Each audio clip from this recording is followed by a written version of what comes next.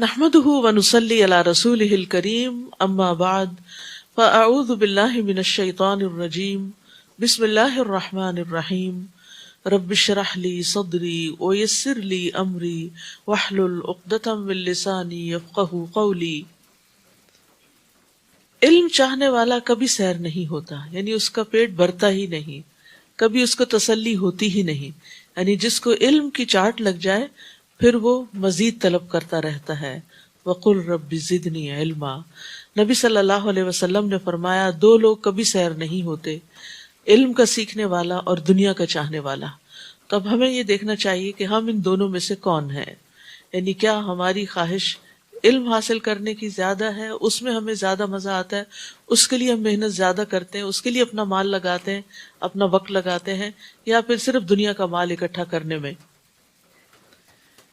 علم جذب کرنے والوں کی ایک خوبصورت مثال دی گئی۔ ابو موسیٰ نبی صلی اللہ علیہ وسلم سے بیان کرتے ہیں کہ آپ صلی اللہ علیہ وسلم نے فرمایا، اللہ نے مجھے جو ہدایت اور علم دے کر بھیجا ہے اس کی مثال تیز بارش کی سی ہے جو زمین پر برسے۔ صاف اور عمدہ زمین تو پانی کو جذب کر لیتی ہے اور بہت سا گھاس اور سبزہ اگاتی ہے، جبکہ سخت زمین پانی کو روک لیتی ہے۔ پھر اللہ اس سے لوگوں کو فائدہ پہنچاتا ہے، لوگ خود بھی پیتے ہیں اور جانوروں کو بھی سیراب کرتے ہیں اور اس کے ذریعے کھیتی باڑی بھی کرتے ہیں۔ کچھ بارش ایسے حصے پر پڑی جو صاف اور چٹیل میدان تھا، وہ نہ تو پانی کو روکتا ہے نہ سبزہ اگاتا ہے۔ بس یہی مثال اس شخص کی ہے جس نے اللہ کے دین میں سمجھ حاصل کی اور جو علم دے کر اللہ نے مجھے مبعوث کیا ان سے اسے فائدہ ہوا، یعنی اس نے خود سیکھا اور دوسروں کو سکھایا، اور یہی اس شخص کی مثال ہے جس نے سر تک نہ اٹھایا اور اللہ کی ہدایت کو قبول نہ کیا جو میں دے کر بھیجا گیا ہوں۔ یعنی یا تو اس نرم زمین کی طرح بن جائیں جو پانی کو اپنے اندر جذب کر کے گھاس چارہ اگاتی ہے اور لوگوں کے لیے خوبصورتی کا باعث بھی بنتی ہے اور فائدے کا باعث ہوتی ہے، جو کچھ وہ اگاتی ہے اس سے لوگ فائدہ اٹھاتے، یا یہ کہ اس چٹیل میدان کی طرح کہ جو پانی کو روک لیتا ہے کہ لوگ انسان اور جانور اس سے پیتے ہیں، فائدہ اٹھاتے ہیں، اگرچہ وہ زمین خود زیادہ فائدہ نہیں اٹھاتی لیکن دوسروں کو فائدہ دینے والی بن جاتی۔ لیکن وہ زمین جس پہ پانی پڑے اور وہ بہہ ہی جائے، نہ وہ خود فائدہ اٹھائے نہ کسی اور کو دے، تو وہ زمین ناپسندیدہ ہے۔ تو ہمیں دیکھنا چاہیے کہ ہم ان میں سے کس جگہ پر پھر بیٹھتے ہیں، کیا ہم خود بھی فائدہ اٹھا رہے ہیں اور دوسروں کو بھی پہنچا رہے ہیں، یا صرف سیکھ کے دوسروں کو ہی سکھاتے ہیں اور خود کچھ بھی عمل نہیں کرتے، یا یہ کہ نہ خود سیکھتے ہیں اور نہ کسی اور کو سکھاتے ہیں۔ تو اللہ سبحانہ وتعالی ہمیں سب سے زیادہ نفع مند بنا دے۔ 20واں پارہ، امن خلق السماوات والارض وانزل لكم من السماء ماء فانبتنا به حدائق ذات بهجة ما كان لكم ان تنبتوا شجرها اِلٰهٌ مع اللہ بل ہم قوم یعدلون۔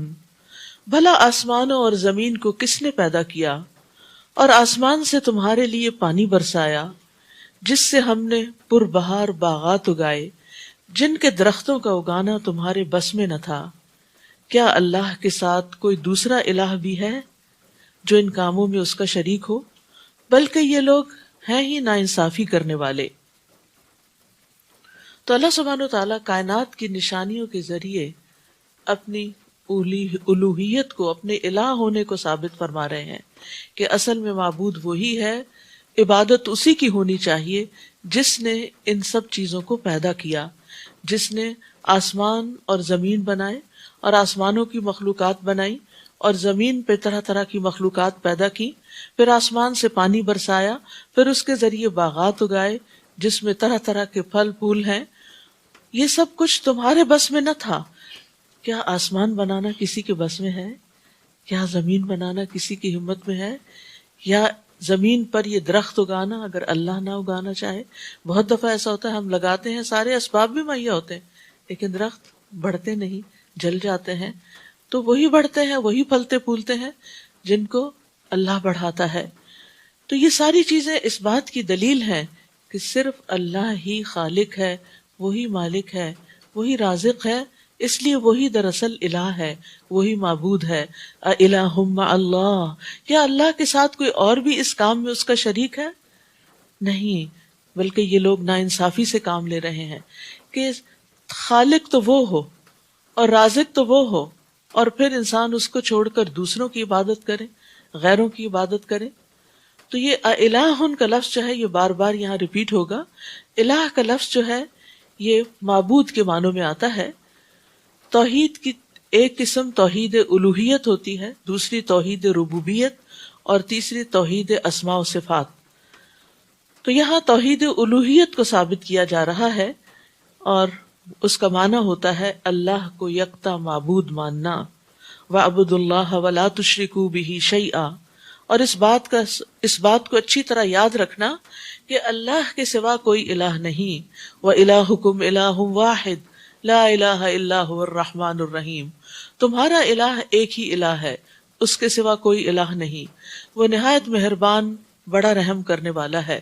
تو جو خالق ہے وہی دراصل عبادت کا مستحق ہے. مشرکین مکہ اللہ کو خالق تو مانتے تھے لیکن اللہ کے الہ ہونے میں شرک کرتے تھے، یعنی اوروں کو بھی اپنی عبادت میں شریک کرتے، ان کے نام کی نظر و نیاز چڑھاتے اور ان کے آگے سجدے کرتے اور ان سے دعائیں کرتے. تو اسی لیے رسول اللہ صلی اللہ علیہ وسلم نے آ کر سب سے پہلے اس بنیادی خرابی کو دور کیا کہ جب انسان کا یہ عقیدہ درست ہو جاتا ہے کہ میرا پیدا کرنے والا ایک اللہ ہے، تو پھر اس کی ساری توجہات اس کی طرف ہوتی ہیں، پھر اسی کی وہ بات مانتا ہے، اسی کی خاطر وہ زمین پہ چلتا پھرتا ہے اور جیتا ہے. تو اس لیے جب تک انسان کا عقیدہ درست نہ ہو، توحید انسان کے اندر راسخ نہ ہو، اس وقت تک اس کا اخلاق، اس کی عبادات، اس کے معاملات اور اس کا باقی طرز زندگی درست نہیں ہو سکتا. تو یہ وہ بنیادی بیج ہے جس پر اسلام کے درخت کی خوبصورتی کا انحصار ہے. تمام انبیاء کی بنیادی دعوت یہی رہی ہے، اور نبی صلی اللہ علیہ وسلم کی بنیادی دعوت بھی یہی تھی. اور ہم جب دین کی تعلیم دیں، تبلیغ کریں، تو لوگوں کے اندر سب سے پہلے اسی الوہیت کو کے سبق کو پکا کریں کہ سچے دل سے اللہ کو اپنا الہ مانے، کیونکہ اسی کی وجہ سے انسان آخرت میں نجات پائے گا. اور اگر اللہ کے سوا دوسروں کی طرف وہ متوجہ ہوتا ہے تو یہ چیز انسان کے اندر بے چینی بھی پیدا کرتی ہے، اور آخرت میں اس کا انجام بھی بھیانک ہوگا. امن جعل الارض قرارا وجعل خلالها انہارا وجعل لها رواسي وجعل بين البحرين حاجزا اإلہ مع اللہ بل اکثرهم لا يعلمون. بھلا کس نے زمین کو جائے قرار بنایا؟ اور اب تو ہم جانتے ہیں کہ زمین ہر دم حرکت کر رہی ہے اور دوہری حرکت کر رہی ہے اور مسلسل خلا میں فلوٹ کر رہی ہے. اس کے باوجود ہم اس پہ چین سے بیٹھتے ہیں، سوتے ہیں، کھاتے ہیں، پیتے ہیں. اور اس کے اندر نہریں بنا دی اور اس کے لیے پہاڑ بنائے تاکہ ہچکولے نہ کھائے، اور دو سمندروں کے درمیان ایک پردہ حد فاصل بنا دیا، یعنی دو طرح کے رنگ، دو طرح کے ذائقے، دو طرح کے ٹھنڈا گرم، یہ ساتھ ساتھ پانی چلے جا رہے ہوتے ہیں. تو ان دو کے بیچ میں پردہ کس نے حائل کر رکھا ہے؟ کیا اللہ کے ساتھ کوئی اور الہ ہے، یعنی جس نے یہ کام کیا ہو؟ بلکہ ان میں سے اکثر لوگ علم نہیں رکھتے. امن یجیب المضطر اذا دعاہ ویکشف السوء. بھلا کون ہے جو لاچار کی فریاد رسی کرتا ہے جب وہ اسے پکارتا ہے اور اس کی تکلیف کو دور کر دیتا ہے؟ اور کون ہے جو تمہیں زمین کے جانشین بناتا ہے؟ کیا اللہ کے ساتھ کوئی اور الہ ہے؟ تم لوگ تھوڑا ہی غور کرتے ہو. یعنی انسان کے اوپر آنے والی تکلیفوں کو دور کرنے والا بھی وہی ہے. اور اسی طرح زمین پر اس نے تمہیں باری باری پیدا کیا. سوچیں اگر آدم علیہ السلام بھی اب زندہ ہوتے اور ہمارے بعد کی ساری جنریشن بھی اکٹھی ایک وقت میں زمین پر ہوتی تو پھر حال کیا ہوتا. ابھی ہم آبادی کے مسئلے سے نہیں نبٹ پا رہے، اور عموماً لوگ پریشان ہوتے ہیں کہ وسائل تو خیر اللہ پیدا کرتا ہے لیکن انسانوں کے انتظامات فیل ہو جاتے ہیں، سڑکیں کم پڑ جاتی ہیں، آبادیاں اور گھر اور باقی چیزیں کم پڑ جاتی ہیں. تو اس میں انسان کے لیے یہ بھی اللہ کی بڑی رحمت ہے جس کا یہاں تذکرہ کیا گیا، وَيَجْعَلُكُمْ خُلَفَاءَ الْأَرْضِ، کہ وہ تمہیں زمین کے جانشین بناتا ہے، ایک جنریشن کے بعد ایک جنریشن. اور یہ ٹرانزیشن اتنی سموتھ ہوتی ہے، اتنی غیر محسوس طریقے سے ہوتی ہے کہ ایک کی جگہ ایک ریپلیس ہوتا چلا جاتا ہے اور انسان کو پتہ بھی نہیں چلتا. اور پھر خاص طور پر یہاں پر جو بے قرار کی دعا سننے کی بات ہے، تو اس سے پتہ چلتا ہے کہ اخلاص سے تڑپنے پر دعا قبول ہو جاتی، خواہ وہ کوئی نان مسلم ہی کیوں نہ کرے۔ تو اگر ہم چاہتے ہیں ہماری دعائیں قبول ہوں تو تڑپ کر دعا کیا کریں۔ یعنی اللہ سبحانہ تعالیٰ نے یہاں ایک طرح سے ضمانت دی ہے اور ایک خبر دی ہے کہ اگر لاچار اسے پکارے گا تو وہ اس کی پکار کو قبول کرے گا۔ یعنی جب انسان اخلاص آتا ہے نا، انسان کے اندر تڑپ آتی ہے، تو انسان سب سے کٹ جاتا ہے، سارے شریک بھول جاتے ہیں، صرف ایک اللہ کی یاد باقی رہتی ہے، اور پھر انسان اسی کی پناہ چاہتا ہے، اسی کی مدد چاہتا ہے۔ تو اس سے پتہ چلتا ہے کہ اخلاص جو ہے وہ بہت ہی ویلیوبل اور بہت میزان میں بھاری چیز ہے، اور یہ اخلاص کسی کی بھی طرف سے ہو اللہ تعالیٰ کو بہت پسند ہے، کوئی اللہ تعالیٰ کا اطاعت گزار ہو یا نافرمان ہو۔ یعنی اگر ہمیں یہ احساس بھی ہو نا کہ ہم بہت نیک نہیں ہیں اور ہم تو گناہ گار ہیں، ہماری دعا نہیں سنتا، تو اپنے اندر اخلاص پیدا کر لیں اور تڑپ تڑپ کر اور رو رو کر اور گڑ گڑا کر دعا کریں، تو انشاءاللہ اللہ تعالیٰ آپ کی بھی ضرور سنے گا، کیونکہ انسان اللہ کو جو پکارتا ہے تو کہتا ہے تو ہی میرا اللہ ہے نا، تو ہی اللہ ہے، تیرے سوا کہاں جاؤں، کوئی اور نہیں میری مدد کرنے والا، میری ساری توقعات اور امیدیں تجھی پر، میرا بھروسہ اور توکل تجھی پر ہے، تو نہیں کرنا ہے۔ تو پھر جب ہم کہتے ہیں نا تو نہیں کرنا ہے، یہی اخلاص ہے کہ ہم سب سے کٹ جاتے ہیں اور صرف ایک اللہ سے مانگ رہے ہوتے ہیں۔ بھلا کون ہے جو تمہیں خشکی اور سمندر کی تاریکیوں میں راہ دکھاتا ہے اور اپنی رحمت سے بیشتر ہواؤں کو بشارت کے طور پر بھیجتا ہے؟ کیا اللہ کے ساتھ کوئی اور الہ بھی ہے؟ اللہ اس شرک سے بہت بلند ہے جو یہ لوگ کرتے ہیں۔ بھلا کون ہے جو خلقت کی ابتدا کرتا ہے پھر اس کا اعادہ کرے گا؟ اور کون ہے جو تمہیں آسمان اور زمین سے رزق دیتا ہے؟ کیا اللہ کے ساتھ کوئی اور الہ ہے؟ آپ ان سے کہیے اگر تم سچے ہو تو اپنی کوئی دلیل لے کر آؤ، یعنی اگر تم غیر اللہ کی طرف رغبت کرتے ہو اور ان کی طرف مائل ہوتے ہو تو پھر کوئی دلیل لاؤ کہ واقعی انہوں نے بھی کوئی کارنامہ کیا ہے اور انہوں نے بھی کچھ پیدا کیا ہے۔ اور یہاں انڈائریکٹلی اس بات کو بھی یاد دہانی کرا دی گئی کہ جس نے پہلی بار پیدا کیا وہ پھر بھی کرے گا اور تمہارا حساب بھی لے گا۔ آپ ان سے کہیے اللہ کے سوا آسمانوں اور زمین کی پوشیدہ چیزوں کو کوئی بھی نہیں جانتا، وہ تو یہ بھی نہیں جانتے کہ انہیں کب اٹھایا جائے گا، یعنی اللہ کے سوا تو کسی کو یہ بھی نہیں پتا کہ مرنے کے بعد دوبارہ کب زندہ ہوں گے، بلکہ آخرت کے بارے میں ان کے علم نے گھٹنے ٹیک دیے ہیں، بلکہ یہ اس کی نسبت شک میں ہیں، بلکہ یہ اس سے اندھے ہو چکے ہیں۔ تو اس سے یہ پتہ چلتا ہے کہ آخرت کا علم، قیامت آنے کا علم صرف اور صرف اللہ کے پاس ہے، انبیاء اور فرشتوں کو بھی قیامت کا علم نہیں۔ تو یہ پوچھنے کی بجائے کہ قیامت کب آئے گی، یہ سوچنا چاہیے کہ جب آئے گی تو پھر کیا ہوگا، تو مجھے اس کی تیاری کیسے کرنی چاہیے۔ ایک شخص نے نبی صلی اللہ علیہ وسلم سے قیامت کے متعلق سوال کیا۔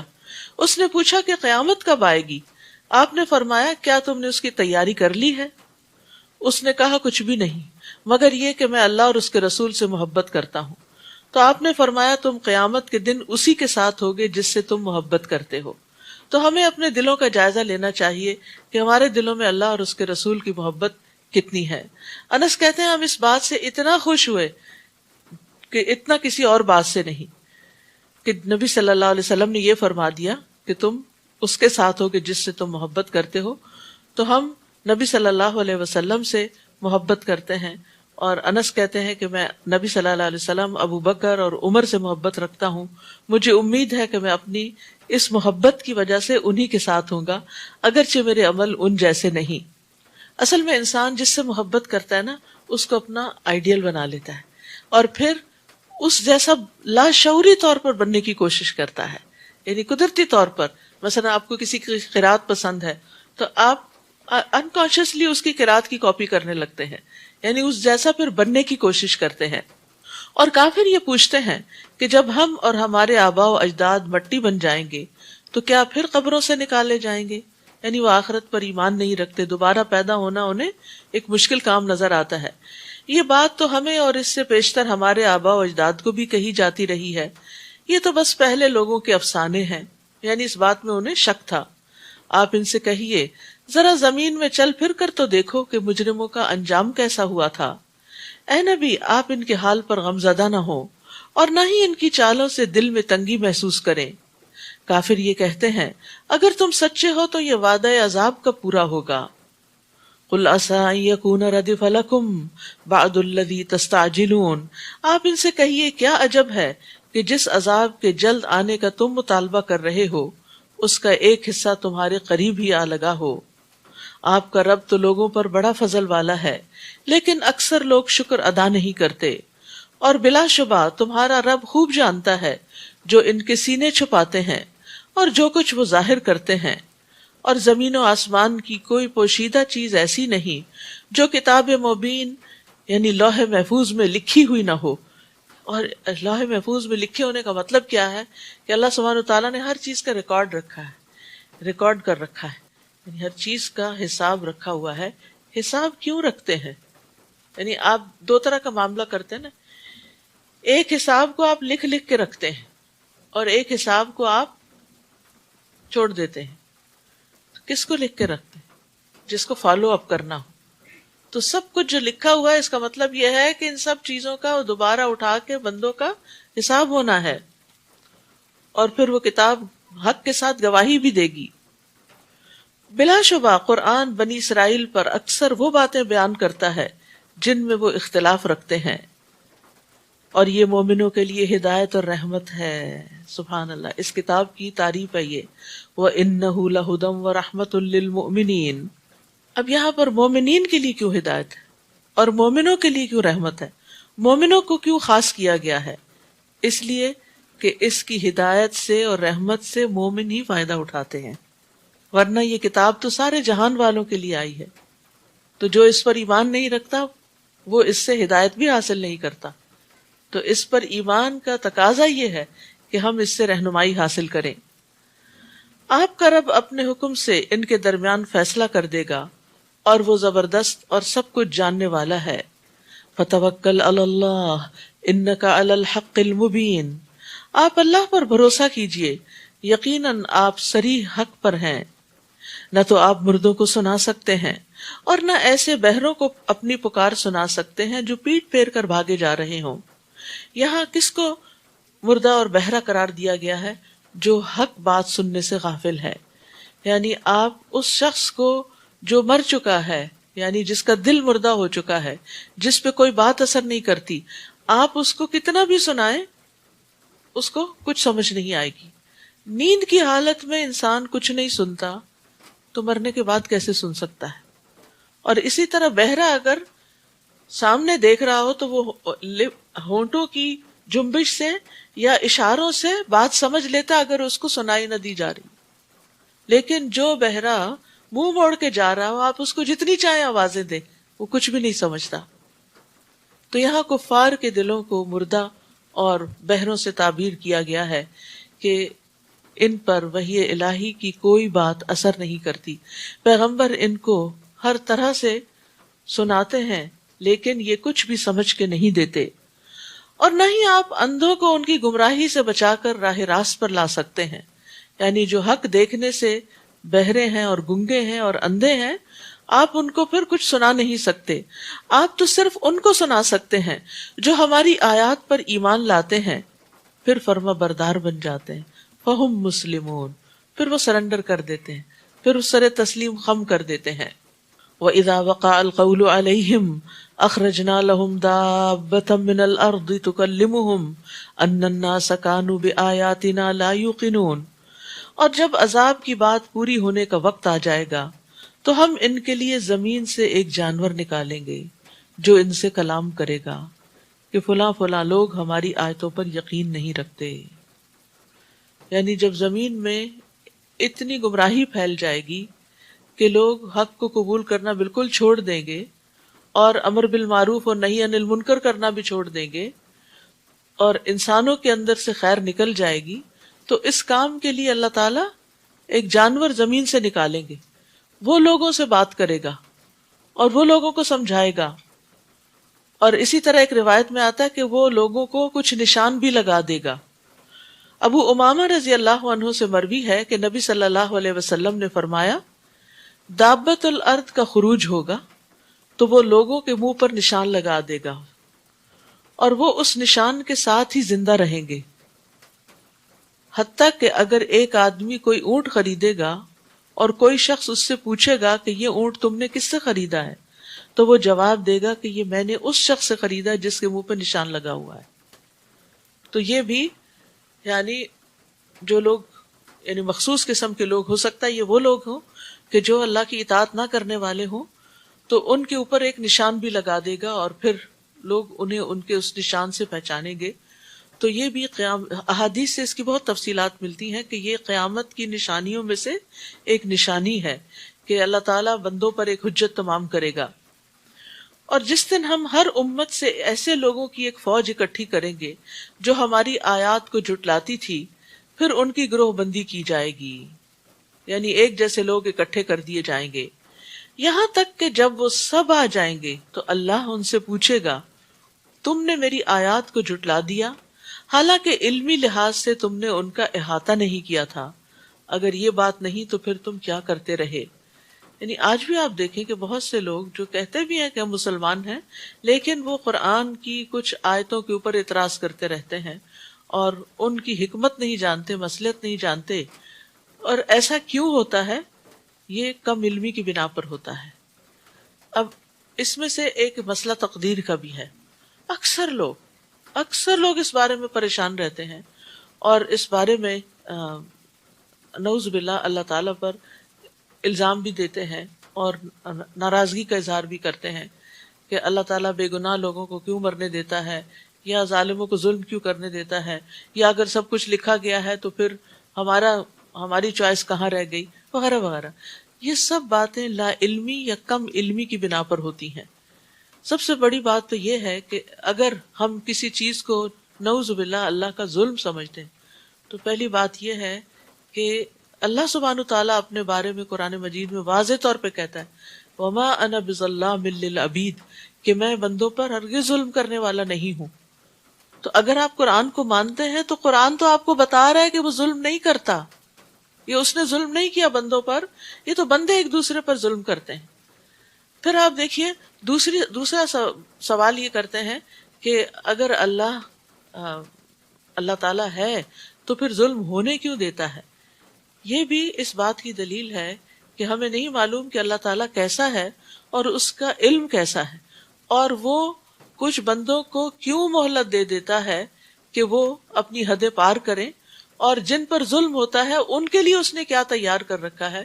یہ سب باتیں بھی ہمیں نہیں معلوم ہوتی، کم علمی کی وجہ سے ہم اللہ تعالیٰ پر اعتراض کرتے رہتے ہیں۔ تو سب سے پہلے تو یہ جاننے کی ضرورت ہے کہ کیا ہمیں کسی بھی واقعے کا، کہ مثلا کسی انسان پہ ہی کوئی ظلم ہوا ہے، اس کی ساری وجوہات پتہ ہیں، اس کے اپنے گناہ کتنے تھے، یا یہ کہ اس کا ماحول کیسا تھا، یا کس کی غفلت تھی، کسی حاکم کی غفلت تھی، یا اس کے آس پاس کا جو سپورٹ گروپ تھا وہ کمزور تھا، تو ایسا ہوا کیوں؟ یعنی سارا الزام اللہ تعالیٰ کو دے دینا کہ وہ وقت پہ وہاں پہنچ کے انٹرفیئر کرتا اور ظالموں کو زبردستی پکڑ کے روکتا، تو یہ اس کا طریقہ نہیں۔ زمین کے امور میں اس نے انسانوں کو جہاں چوائس دی ہے پھر وہ ان پر زبردستی نہیں کرتا، اور ایسا وہ کیوں کرتا ہے اس کی حکمت خود اسی کو معلوم ہے، کیونکہ ہمارا علم کم ہے، وہ علیم ہے، وہ حکیم ہے، لیکن ہم علم اور حکمت میں بہت کم ہے۔ تو جب ہم اپنی کمی کا اعتراف کر لیں گے، کیونکہ ہم اپنے آپ کو زیادہ عقل مند سمجھ لیتے ہیں نا، تو اس لیے پھر ہم اعتراض شروع کر دیتے ہیں۔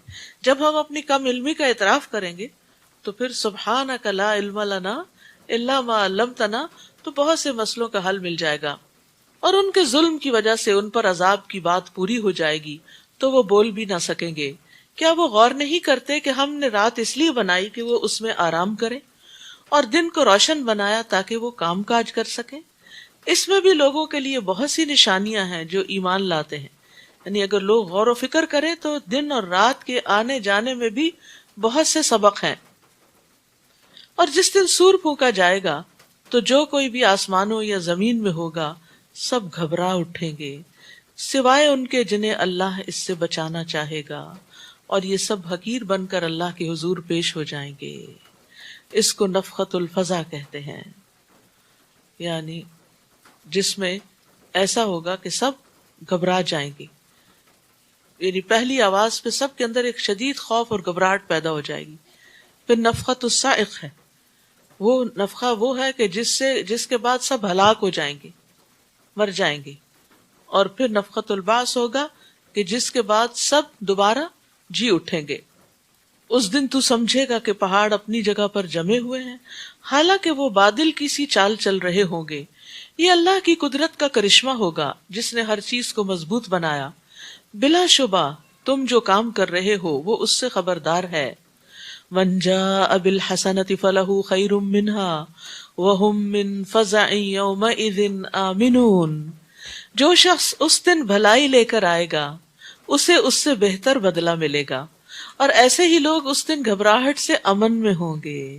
یہ پیچھے آیا نا کہ جس کو اللہ چاہے اس گھبراہٹ سے بچا لے گا. تو یہ کون ہوں گے؟ جو نیک کام کر کے آئیں گے. اور یہ یاد رکھیے کہ اللہ کا ثواب بندے کے عمل سے کہیں زیادہ ہے. یعنی نیکی کرنے کا فائدہ کیا ہے کہ اس سے بہتر بدلہ ملے گا، پلس یہ کہ اس دن کی گھبراہٹ سے امن میں ہوں گے. ہم سب کو جب قیامت کے واقعات پڑھتے ہیں نا تو بڑی پریشانی سی ہوتی ہے، بڑی فکر لگتی ہے، بہت تنہائی سی محسوس ہوتی ہے، گھبراہٹ ہوتی ہے، کچھ سمجھ نہیں آتا کہ کیا ہوگا. اس گھبراہٹ سے بچنے کے لیے کیا کریں؟ تو یہاں آپ دیکھیے اس قرآن کی آیت سے ہمیں پتہ چل گیا ہے کہ نیکیاں کرنا اس گھبراہٹ کو دور کرے گا. جب اپنے بھی ساتھ چھوڑ جائیں گے، دوست، رشتہ دار، اولاد، والدین، کوئی بھی نہیں پوچھے گا، تو انسان کے ساتھ اس کا اپنا ہی عمل ہوگا. تو اس لیے ہم سب کو اچھے اعمال کی فکر کرنی چاہیے اور اس میں آگے سے آگے بڑھتے جانا چاہیے. جو آج کر رہے ہیں اتنا ہی کافی نہیں سمجھنا چاہیے، اس سے بھی بہتر طور پر نیک کام کرنے کی فکر کرنی چاہیے. تو بندے کے عمل، قول اور اس کے ذکر سے، یعنی جو نیک اعمال ہیں، اللہ کا ثواب بہتر ہے. یعنی صرف برابر نہیں دیا جائے گا، بہتر اور زیادہ دیا جائے گا. اسی طرح اللہ کی رضا جو ہے وہ بندے کے عمل سے کہیں زیادہ ہے. اور یہ بھی پتہ چلتا ہے کہ اللہ تعالیٰ بندے کا ثواب کئی گنا بڑھا دے گا. ایک نیکی کے بدلے 10 نیکیاں تو لازمن ہیں ہی، لیکن اس سے بھی زیادہ ان کو بڑھا دے گا جتنا زیادہ اخلاص ہوگا، جتنا زیادہ کام اللہ ہی کے لیے ہوگا. اور پھر آپ دیکھیے کہ اللہ تعالیٰ کا یہ کتنا فضل و کرم ہے کہ ہم تھوڑی دیر کام کرتے ہیں. فرشتے ہیں دن رات تسبیح کر رہے ہیں، تھکتے ہی نہیں، دم لیتے ہی نہیں، لیکن ان کو اس کا کوئی اجر نہیں ہے. وہ پوری زندگی بھی تسبیح کرتے رہے تو ان کی ایک نیکی بھی نہیں لکھی جاتی. لیکن ہم انسان ایک دفعہ سبحان اللہ کہے، ایک دفعہ الحمدللہ کہے، میزان بھر جاتا ہے. کتنا احسان ہے اللہ کا ہم پر. پھر بھی اگر ہم اس کے ذکر کی طرف نہ آئیں، اس کے شکر کی طرف نہ آئیں اور اس کی عبادت نہ کریں تو پھر خود ہی خسارے میں ہیں. تو ہر نیکی کا کئی گنا زیادہ بدلہ ہوگا. اور جیسے آپ دیکھیے نبی صلی اللہ علیہ وسلم نے فرمایا جس نے مسلمانوں کے راستے سے تکلیف دہ چیز ہٹا دی کہ وہ ان کو بادر کرے گی، اٹک جائیں گے، گر جائیں گے، اور کچھ نہیں تو اپنے جوتے ہی ڈھنگ کی جگہ پہ اتار کے رکھنا. کیونکہ بعض لوگ جو دیر سے آتے ہیں غلط جگہ پار کرتے ہیں، غلط جگہ جوتے اتار کے اندر آ جاتے ہیں، اور کوئی جو جلدی سے بعد میں آتا ہے انہیں جوتوں سے لگ کے گر جاتا ہے. تو جس نے مسلمانوں کے راستے سے تکلیف دہ چیز ہٹائی اللہ اس کے لیے ایک نیکی لکھے گا، اور جس کے لیے اللہ نیکی لکھ دیتا ہے اس کی وجہ سے جنت میں داخل کرتا ہے. تو ہمیں نہیں پتا کہ ہماری کون سی نیکی جس کو ہم نے بس ایسے ہی عادتاً بس جلدی سے کر دیا وہی ہمارے جنت میں داخلے کا سبب بن جائے. کیونکہ بہت سے جو نیک کام کر کے ہمارے اندر ایک دماغ میں خلل آ جاتا ہے نا کہ اب ہم بہت کچھ کر رہے ہیں یا ہم نیک ہو چکے ہیں، تو ہو سکتا ہے وہ اللہ کو اتنے پسند ہی نہ آئے، اور وہ پسند آ جائے کہ جو ہم جس میں ذرا بھی ریاکاری نہ ہو، جس میں ذرا بھی دکھاوا نہ ہو. تو اس لیے لا تحتقرن من المعروف شیئا ولو ان تلقى اخاك بوجه طلق، کہ نیکی کے کسی چھوٹے سے کام کو بھی حقیر نہ سمجھو، خواہ وہ تمہارا اپنے بھائی کو مسکرا کے پیش آنا ہی کیوں نہ ہو. کہ آپ کسی سے سلام لے رہے ہیں، کسی سے بات کر رہے ہیں تو اچھے سے بات کریں، خوشی سے، خوش اخلاقی سے. تو یہ چیز بھی انسان کے درجات کو بلند کرنے والی ہے. وَمَنْ جَاءَ بِالسَّيِّئَةِ فَكُبَّتْ وُجُوهُهُمْ فِي النَّارِ، اور جو برائی لے کر آئے گا تو ایسے لوگ اوندھے منہ جہنم میں پھینک دیے جائیں گے، اور کہا جائے گا تمہیں اتنا ہی بدلہ ملے گا جو تم کام کرتے رہے ہو. یعنی صرف ایک برائی کے بدلے میں ایک برائی، پھر بھی اگر کسی کا برائیوں کا پلڑا بھاری ہو گیا تو پھر وہ خسارے میں ہی ہے۔ اے نبی کہہ دیجئے مجھے تو یہی حکم ہوا ہے کہ میں اس شہر مکہ کے مالک کی کہ میں اس شہر یعنی شہر مکہ کے مالک حقیقی کی اطاعت کروں، جس نے اسے احترام بخشا اور جو ہر چیز کا مالک ہے، اور مجھے حکم دیا گیا ہے کہ میں فرما بردار بن کر رہوں، مسلم بن کر رہوں، اور یہ کہ قرآن پڑھ کر سناؤں۔ اب جو شخص راہ راست پر آتا ہے تو وہ اپنے ہی فائدے کے لیے آتا ہے، اور جو گمراہ ہوا تو اس سے آپ کہہ دیجئے کہ میں تو صرف ایک ڈرانے والا ہوں۔ تو ایک معنی تو یہ ہے کہ نبی صلی اللہ علیہ وسلم سے کہا جا رہا ہے، حکم دیا جا رہا ہے کہ آپ لوگوں کو قرآن پڑھ کر سنائیں، اتلو القرآن، یعنی قرآن ریڈنگ کی چیز بھی ہے لیکن پڑھ کے سنانے کی بھی ہے، کیونکہ سن کے جو باتیں سمجھ میں آتی ہیں بعض اوقات صرف ریڈنگ سے نہیں آتی۔ آپ نے غور کیا ہوگا کہ آپ روز کی اپنی تلاوت کرتے ہیں اور رات کو امام کے پیچھے بھی سنتے ہیں، تو جو امام کے پیچھے سنتے ہیں وہ زیادہ دل پہ اثر کرتا ہے، زیادہ غور و فکر اس میں ہوتا ہے بنسبت اس کے کہ جو آپ خود سے تلاوت کر رہے ہوتے ہیں۔ پھر اسی طرح اس کا ایک معنی یہ بھی کیا گیا ہے کہ میں قرآن کو مسلسل پڑھتا رہوں، یعنی میں لوگوں کو اس کی طرف بار بار دعوت دے کر اور اس کی طرف بار بار رہنمائی کرنے کے طریقے سے قرآن کو ہمیشہ پڑھ کر سناتا رہوں، کیونکہ یہی بھلائی کے راستے کی طرف رہنمائی کرنے کے لیے کافی ہے۔ اور مسلسل پڑھنے میں یہ بھی معنی آتا ہے کہ ہمیشہ پڑھتا رہوں کہ اس میں چھپے ہوئے کئی گنا عمدہ حقائق تھوڑے تھوڑے کر کے میرے لیے کھل کے سامنے آ جائیں۔ یعنی یہ یاد رکھیے ایک دفعہ پڑھنے سے قرآن پورا سمجھ میں نہیں آتا، اس کو بار بار پڑھنے کی ضرورت ہوتی ہے۔ اتلو القرآن میں یہ معنی بھی پایا جاتا ہے کہ اس کو مسلسل بار بار پڑھتا رہوں، رمضان میں بھی پڑھوں، رمضان کے بعد بھی پڑھوں، اور ہر رمضان یہ تو اپنے ساتھ باندھ ہی لینا چاہیے کہ ایک دفعہ کم از کم ضرور پورے قرآن سے سمجھ کے گزرو، تازہ ہو جاتا ہے۔ تو کئی نئی باتیں سمجھ میں آتی ہیں جو اس سے پہلے ہم نے یا تو پڑھ رکھی ہوتی یا نہیں بھی پڑھ رکھی ہوتی، یاد ہی نہیں ہوتی، بالکل دل سے اتری بھی ہوتی، اور پھر ایک دم جیسے بہار آتی نا، آج کل آپ دیکھ رہے ہیں آس پاس کتنی خوبصورتی پھیلتی چلی جا رہی ہے، تو اسی طرح رمضان بھی نیکیوں کا موسم بہار ہے، اور یہ بہار اپنے جوبن پہ پہنچتی ہے جب انسان قرآن سے تعلق قائم کرتا ہے، اور وہ بھی سمجھ کے جب اس کو پڑھتا یا سنتا ہے۔ وَقُلِ الْحَمْدُ لِلَّهِ، نیز کہہ دیجئے کہ سب تعریف اللہ کے لیے ہے، وہ ان قریب تمہیں اپنی ایسی نشانیاں دکھائے گا جنہیں تم پہچان لوگے، اور جو کچھ تم کر رہے ہو اس سے آپ کا رب بے خبر نہیں۔ سورۃ القصص، بسم اللہ الرحمن الرحیم، طاسیم، تلک آیات الکتاب المبین، طاسیم، یہ واضح کتاب یعنی قرآن کی آیات ہیں۔ ہم آپ کو موسیٰ اور فرعون کے بالکل سچے حالات پڑھ کر سناتے ہیں، نتلو، پڑھ کے سناتے ہیں، ان لوگوں کے فائدے کے لیے جو ایمان لاتے ہیں۔ فرعون نے ملک مصر میں سرکشی اختیار کر رکھی تھی اور اپنی رعیت کو کئی گروہ بنا دیا تھا، اور ان میں سے ایک گروہ بنی اسرائیل کو بہت کمزور بنا رکھا تھا، یعنی ایک گروہ جو بنی اسرائیل کا تھا اس کو بہت ہی کمزور کر رکھا تھا۔ وہ اس گروہ کے لڑکوں کو تو قتل کر دیتا مگر لڑکیوں کو زندہ رہنے دیتا۔ بلا شبہ وہ معاشرے میں بگاڑ پیدا کرنے والوں میں سے تھا، یعنی جو لیڈر یہ کام کرتے ہیں وہ دراصل زمین پر فساد کرتے ہیں، جن کے یہ ٹریٹس ہوتے ہیں جو فرعون کے تھے۔ سورۃ القصص جو ہے اس میں موسیٰ علیہ السلام کا قصہ بہت تفصیل سے بیان ہوا ہے، کس پس منظر میں موسیٰ علیہ السلام آئے، ان کی پیدائش کا واقعہ، پیدائش کے فوراً بعد پیش آنے والے حالات، اور پھر اس کے بعد ان کی جوانی کیسے گزری، اور پھر شادی کیسے ہوئی، اور پھر اس کے بعد یہ کہ واپس کس طرح آئے اور بنی اسرائیل کو آزاد کرایا۔ گویا پورا موسیٰ علیہ السلام کی پوری لائف جو ہے وہ اس صورت سے واضح ہو جاتی ہے۔ تو یہاں پر ہم دیکھتے ہیں کہ فرعون نے ملک کے اندر تفرقہ بازی کا بازار گرم کر رکھا تھا، اور اس سے مقصد کیا تھا کہ لوگ آپس میں لڑتے رہیں تاکہ وہ ان پہ حکومت کرتا رہے، جسے کہتے ہیں نا ڈیوائیڈ اینڈ رول، کہ آپ لوگوں کو آپس میں گتھم گتھا ہونے دیں اور آپ ان کے اوپر مسلط ہوئے رہیں، ان کو یہ توجہ ہی نہ ہو کہ ہمارا حاکم ہمارے ساتھ کیا کر رہا ہے۔ اور موسیٰ علیہ السلام ان حالات میں پیدا ہوئے کہ جب بنی اسرائیل بہت کمزور تھے، اتنے کمزور کہ فرعون نے کہا جاتا ہے کہ خواب دیکھا تھا جس میں اس نے دیکھا کہ بنی اسرائیل کا ایک بچہ بڑے ہو کر اس کو ختم کر دے گا، اس کی حکومت ختم کر دے گا، اس کو مار ڈالے گا۔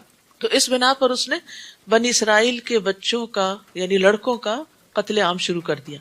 پھر کچھ عرصے بعد احساس ہوا کہ اگر ہم اسی طرح ان کو قتل کرتے رہے تو ہماری خدمت کون کرے گا، کیونکہ بنی اسرائیل ہی سے تو سارے کام کروائے جا رہے تھے۔ تو انہوں نے پھر یہ طے کیا کہ 1 سال پیدا ہونے والے بچوں کو ہم زندہ چھوڑ دیں گے اور 1 سال پیدا ہونے والوں کو مار دیں گے۔ تو جس سال ہارون علیہ السلام پیدا ہوئے وہ سال وہ تھا کہ جب بچے نہیں قتل کیے جا رہے تھے، اور جس سال موسیٰ علیہ السلام پیدا ہوئے اس میں بچوں کو قتل کیا جا رہا تھا۔ تو اللہ تعالیٰ نے ان کی حفاظت کے لیے پھر کیا طریقہ اختیار کیا، آگے اس کی تفصیلات آئیں گی۔ اور ہم یہ چاہتے تھے کہ جس گروہ کو اس ملک میں کمزور بنایا گیا ہے اس پر احسان کریں اور انہیں امام بنا دیں اور اس ملک کے وارث بنائیں اور انہیں اس ملک میں اقتدار بخشیں، اور فرعون اور حامان اور ان کے لشکروں کو وہی کچھ دکھا دیں جس کا انہیں بنی اسرائیل سے خطرہ تھا۔ تو اس کے لیے اللہ تعالیٰ نے ایک تدبیر کی۔ وہ تدبیر کیا تھی؟ ہم نے موسیٰ کی والدہ کی طرف الہام کیا۔ الہام کہتے ہیں خفیہ اشارہ۔ ہو سکتا ہے کہ فرشتہ نظر آیا اور ہو سکتا ہے کہ دل میں بات ڈالی گئی ہو کہ اس بچے موسیٰ کو دودھ پلاتی رہو، پھر جب تجھے اس کے قتل کا خطرہ ہو تو اسے دریا میں ڈال دینا، اور کچھ خوف نہ رکھنا اور نہ غم کھانا۔ یعنی ماں کے لیے نومولود بچہ بہت ہی پیارا ہوتا ہے، بڑی بچے بھی پیارے ہوتے ہیں، لیکن جو بچہ چھوٹا ہوتا ہے نا، ابھی جو معصوم ہوتا ہے، اللہ تعالیٰ اس کی محبت اور زیادہ دل میں ڈال دیتا ہے۔ اور موسیٰ علیہ السلام کے اوپر تو اللہ نے ویسے ہی بڑی محبت ڈال دی تھی۔ وَأَلْقَيْتُ عَلَيْكَ مَحَبَّةً مِّنِّي، اللہ نے خاص محبت ڈالی تھی ان کے لیے لوگوں کے دلوں میں کہ جو ان کو دیکھتا تھا ان سے محبت کرنے لگتا تھا۔ تو بہرحال اللہ سبحانہ وتعالیٰ موسیٰ علیہ السلام کی والدہ کو تسلی دے رہے ہیں کہ غم نہیں کھانا، سب ٹھیک رہے گا، ٹھیک ہو جائے گا، ہم اس بچے کو تیری طرف ہی لوٹا دیں گے اور اسے اپنا رسول بنا دیں گے۔ وعدہ ہو رہا ہے، اور آگے ہم قصے میں دیکھیں گے کہ اللہ تعالیٰ نے اپنے وعدے پورے کیے۔ یہاں پر خاص طور پر اللہ تعالیٰ نے موسیٰ علیہ السلام کی والدہ کو حکم دیا کہ وہ دودھ پلاتی رہے، ان ارضعیہ، یعنی تاکہ موسیٰ علیہ السلام جتنے دن ماں کے پاس ہوں وہ صحت مند بچے کے طور پر پلیں، ان کی جسمانی بناوٹ میں مضبوط ہو جائے، کیونکہ چھوٹی عمر میں اور ڈے 1 سے اور پہلی خوراک کے طور پر بھی اگر ماں کا دودھ بچے کو دیا جاتا ہے تو اس بچے کا امیون سسٹم اور باقی اس کی جو گروتھ ہے وہ زیادہ اسٹرانگ ہوتی ہے، بیماریوں سے بچا رہتا ہے۔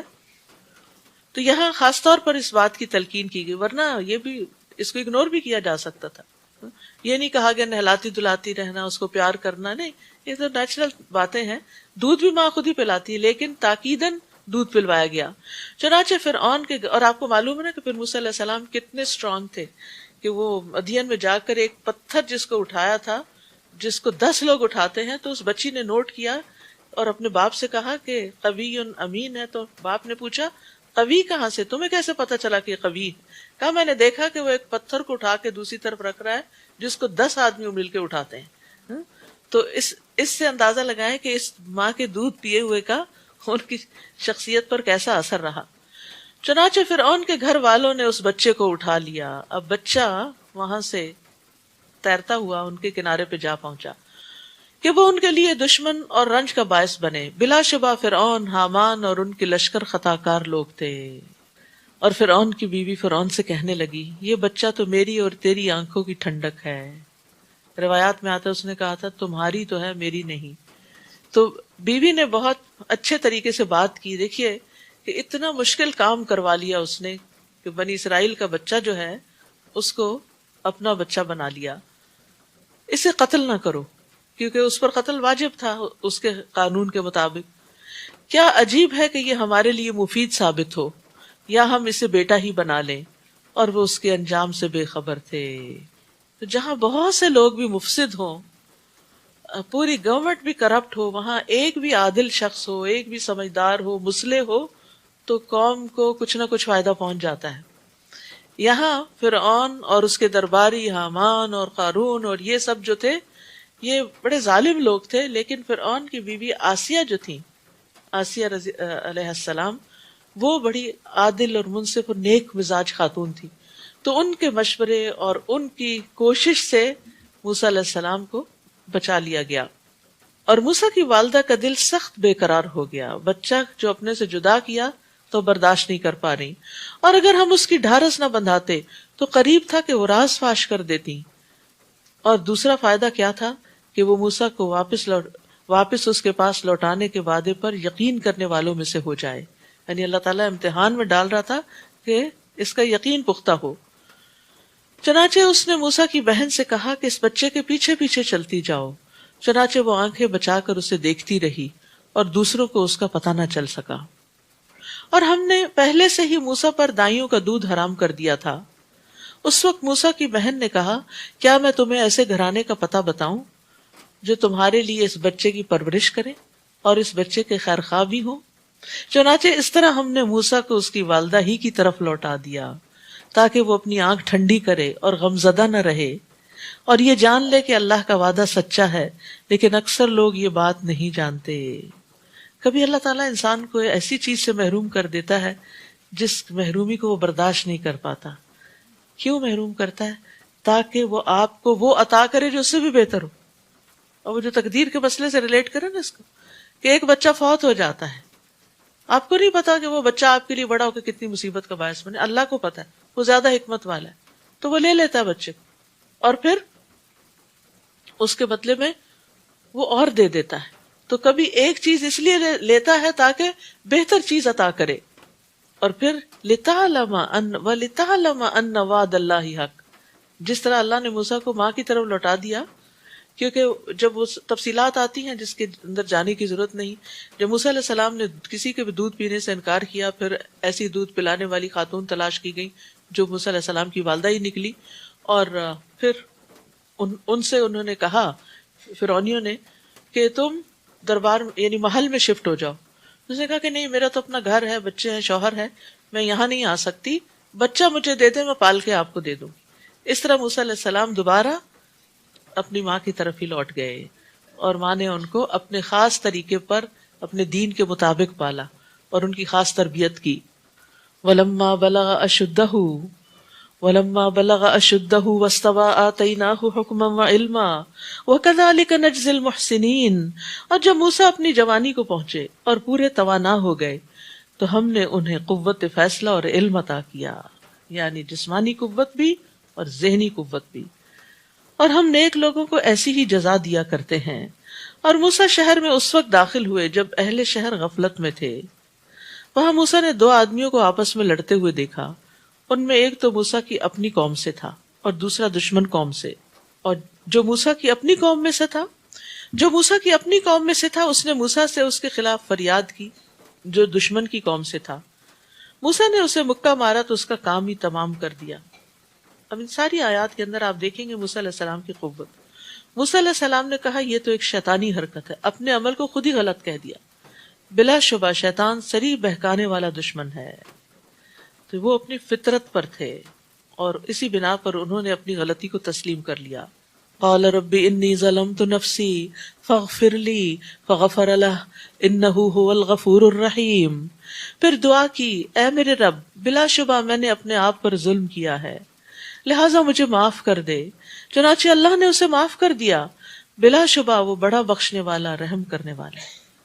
تو آپ دیکھیں کہ جب شیطان آپ کو یہ وسوسہ دے نا تمہارے گناہ نہیں معاف ہو سکتے، تو آپ کہیں کہ اگر قتل کا گناہ معاف ہو سکتا ہے تو میرا گناہ اس سے تو چھوٹا ہی ہے، اللہ تعالیٰ مجھے بھی معاف کر سکتا ہے.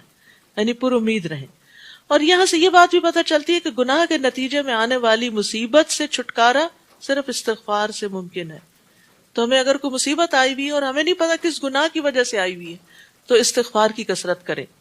تو موسیٰ علیہ السلام اس مکے پہ نادم ہوئے جو انہوں نے مارا اور اس سے ایک جان چلی گئی. تو اس ندامت کی وجہ سے جو وہ اپنے رب کے حضور جھکے اور گناہ پر بخشش طلب کی تو اللہ تعالیٰ نے ان کے لیے رستہ بنا دیا اور انہوں نے اس گناہ کو اپنی جان پر ظلم قرار دیا. انی ظلمت نفسی. یاد رکھیے ہمارے گناہ خود ہم ہی کو نقصان دیتے ہیں، کسی اور کو نہیں. نبی صلی اللہ علیہ وسلم معصوم ہونے کے باوجود، گناہوں سے پاک ہونے کے باوجود دن میں 70 سے زیادہ مرتبہ استغفار کرتے تھے اور توبہ کرتے تھے، اور آپ کی اکثر دعا یہ ہوتی تھی، اللہم اغفر لی ما اخطأت وما تعمدت وما اسررت وما اعلنت وما جہلت وما تعمدت، اے اللہ میرے ان گناہوں کو معاف فرما جو میں نے غلطی سے کیے، اور جو میں نے جان بوجھ کر کیے، اور جو میں نے چھپ کر کیے، اور جو میں نے علانیہ طور پر کیے، نادانی میں کیے یا جانتے بوجھتے کیے۔ اسی طرح نماز میں بھی گناہوں سے بخشش کی دعا کرنی چاہیے۔ جب اتحیات آپ پڑھتے نا تو آخر میں آ کر اللہم انی ظلمت نفسی ظلما کثیرا، پھر یہ عہد کیا کہ اے میرے رب تو نے مجھ پر جو انعام کیا ہے یعنی معاف کر کے، میں کبھی مجرموں کا مددگار نہیں بنوں گا۔ یہ ہے شکر ادا کرنا کہ آئندہ سے ایسی کوئی غلطی نہیں ہوگی۔ پھر دوسرے دن صبح سویرے ڈرتے ڈرتے اور خطرے کو بھانپتے ہوئے شہر میں داخل ہوئے تو کیا دیکھتے ہیں کہ وہی شخص جس نے کل ان سے مدد مانگی تھی آج پھر ان سے فریاد طلب کر رہا ہے۔ موسیٰ نے جواب دیا، تو صریح گمراہ شخص ہے، یعنی تو وہی ہے جس نے کل مجھے بہکایا تھا، آج پھر وہی کر رہے ہو۔ پھر جب موسیٰ نے ارادہ کیا کہ اس شخص کو پکڑ لیں جو ان لوگوں کا دشمن تھا تو وہ پکار اٹھا، موسیٰ کیا تم مجھے بھی مار ڈالنا چاہتے ہو جیسے کل تم نے ایک آدمی کو مار ڈالا تھا؟ تم تو ملک میں جبار بن کر رہنا چاہتے ہو، اصلاح نہیں کرنا چاہتے۔ اور اس واقعے کے بعد ایک شخص شہر کے پرلے کنارے سے دوڑتا ہوا آیا، کیونکہ اب موسیٰ علیہ السلام کے قتل کی خبر عام ہو چکی تھی۔ کہنے لگا، موسیٰ اہل دربار تیرے متعلق مشورہ کر رہے ہیں کہ تمہیں قتل کر ڈالیں، لہٰذا یہاں سے نکل جاؤ، میں یقیناً تمہارا خیر خواہ ہوں۔ پہلی دفعہ موسیٰ کو قتل کرنے کا خطرہ ان کی پیدائش کے سال کی وجہ سے تھا، دوسری دفعہ پھر وہی زندگی میں مشکل آ گئی۔ تو بعض اوقات ایسا بھی ہوتا ہے تو انسان سوچتا ہے یہ بار بار میرے ساتھ ہی ایسا کیوں ہوتا ہے؟ اللہ کے نبیوں کے ساتھ اس طرح کے بڑے بڑے امتحان آئے ہیں تو ہم کیا چیز ہیں؟ چنانچہ موسیٰ ڈرتے ڈرتے اور ہر طرف سے خطرے کو بھانپتے ہوئے نکلے، یعنی احتیاطی تدابیر بھی اختیار کی اور دعا بھی کی۔ قال رب نجنی من القوم الظالمین، اے میرے رب مجھے ان ظالم لوگوں سے بچا لے۔ پھر جب انہوں نے مدین کی طرف رخ کیا تو کہنے لگے، امید ہے میرا رب مجھے ٹھیک راستے میں ڈال دے گا۔ آپ دیکھ رہے ہیں یہاں ہر مرحلے پر موسیٰ علیہ السلام دعا کر رہے ہیں، ہر موقع پر اللہ کے ساتھ اپنا کنیکشن مضبوط کر رہے ہیں کہ مجھے امید ہے میرا رب مجھے سیدھا راستہ دکھائے گا۔ تو انسان راستے کی رہنمائی میں بھی اللہ کا محتاج ہے۔ جب کبھی راستہ بھول جائے نا، اور آپ کا جی پی ایس بھی راستہ بھول جائے، تو پھر یہ دعا ضرور پڑھیں، عسیٰ ربی ان یہدینی سواء السبیل۔ سواء السبیل کا مطلب یہ بھی ہے کہ اللہ تعالیٰ مجھے ایسے راستے پہ چلا کہ جو کسی مشقت کے بغیر ہے، بالکل ہموار ہے، مقصد تک پہنچانے والا ہے۔ پھر جب وہ مدین کے کنویں پر پہنچے تو دیکھا کہ بہت سے لوگ اپنے جانوروں کو پانی پلا رہے ہیں، اور ان سے ہٹ کر ایک طرف 2 عورتیں اپنی بکریوں کو روکے ہوئے کھڑی ہیں۔ موسیٰ نے ان سے پوچھا، تمہارا کیا معاملہ ہے؟ وہ کہنے لگی، ہم اس وقت پانی نہیں پلا سکتی ہم اس وقت تک پانی نہیں پلا سکتی جب تک یہ چرواہے پانی پلا کر واپس نہ چلے جائیں، اور ہمارا باپ بہت بوڑھا ہے۔ یعنی جچے تلے جامع الفاظ میں انہوں نے اپنا مدعا بیان کر دیا۔ چنانچہ موسیٰ نے ان عورتوں کی بکریوں کو پانی پلا دیا، بغیر کسی لالچ کے آگے بڑھ کر دوسرے کی خیر اور بھلائی کا کام کر دیا۔ پھر ایک سائیدار جگہ پر جا بیٹھے اور کہا، رب انی لما انزلت الی من خیر فقیر، اے میرے رب جو بھلائی بھی تو مجھ پر نازل کرے میں اس کا محتاج ہوں۔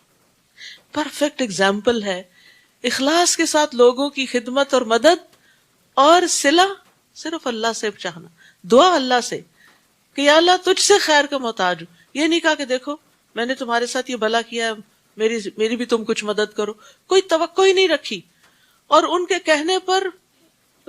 کہنے کے بغیر ہی ان کی مدد کر دی۔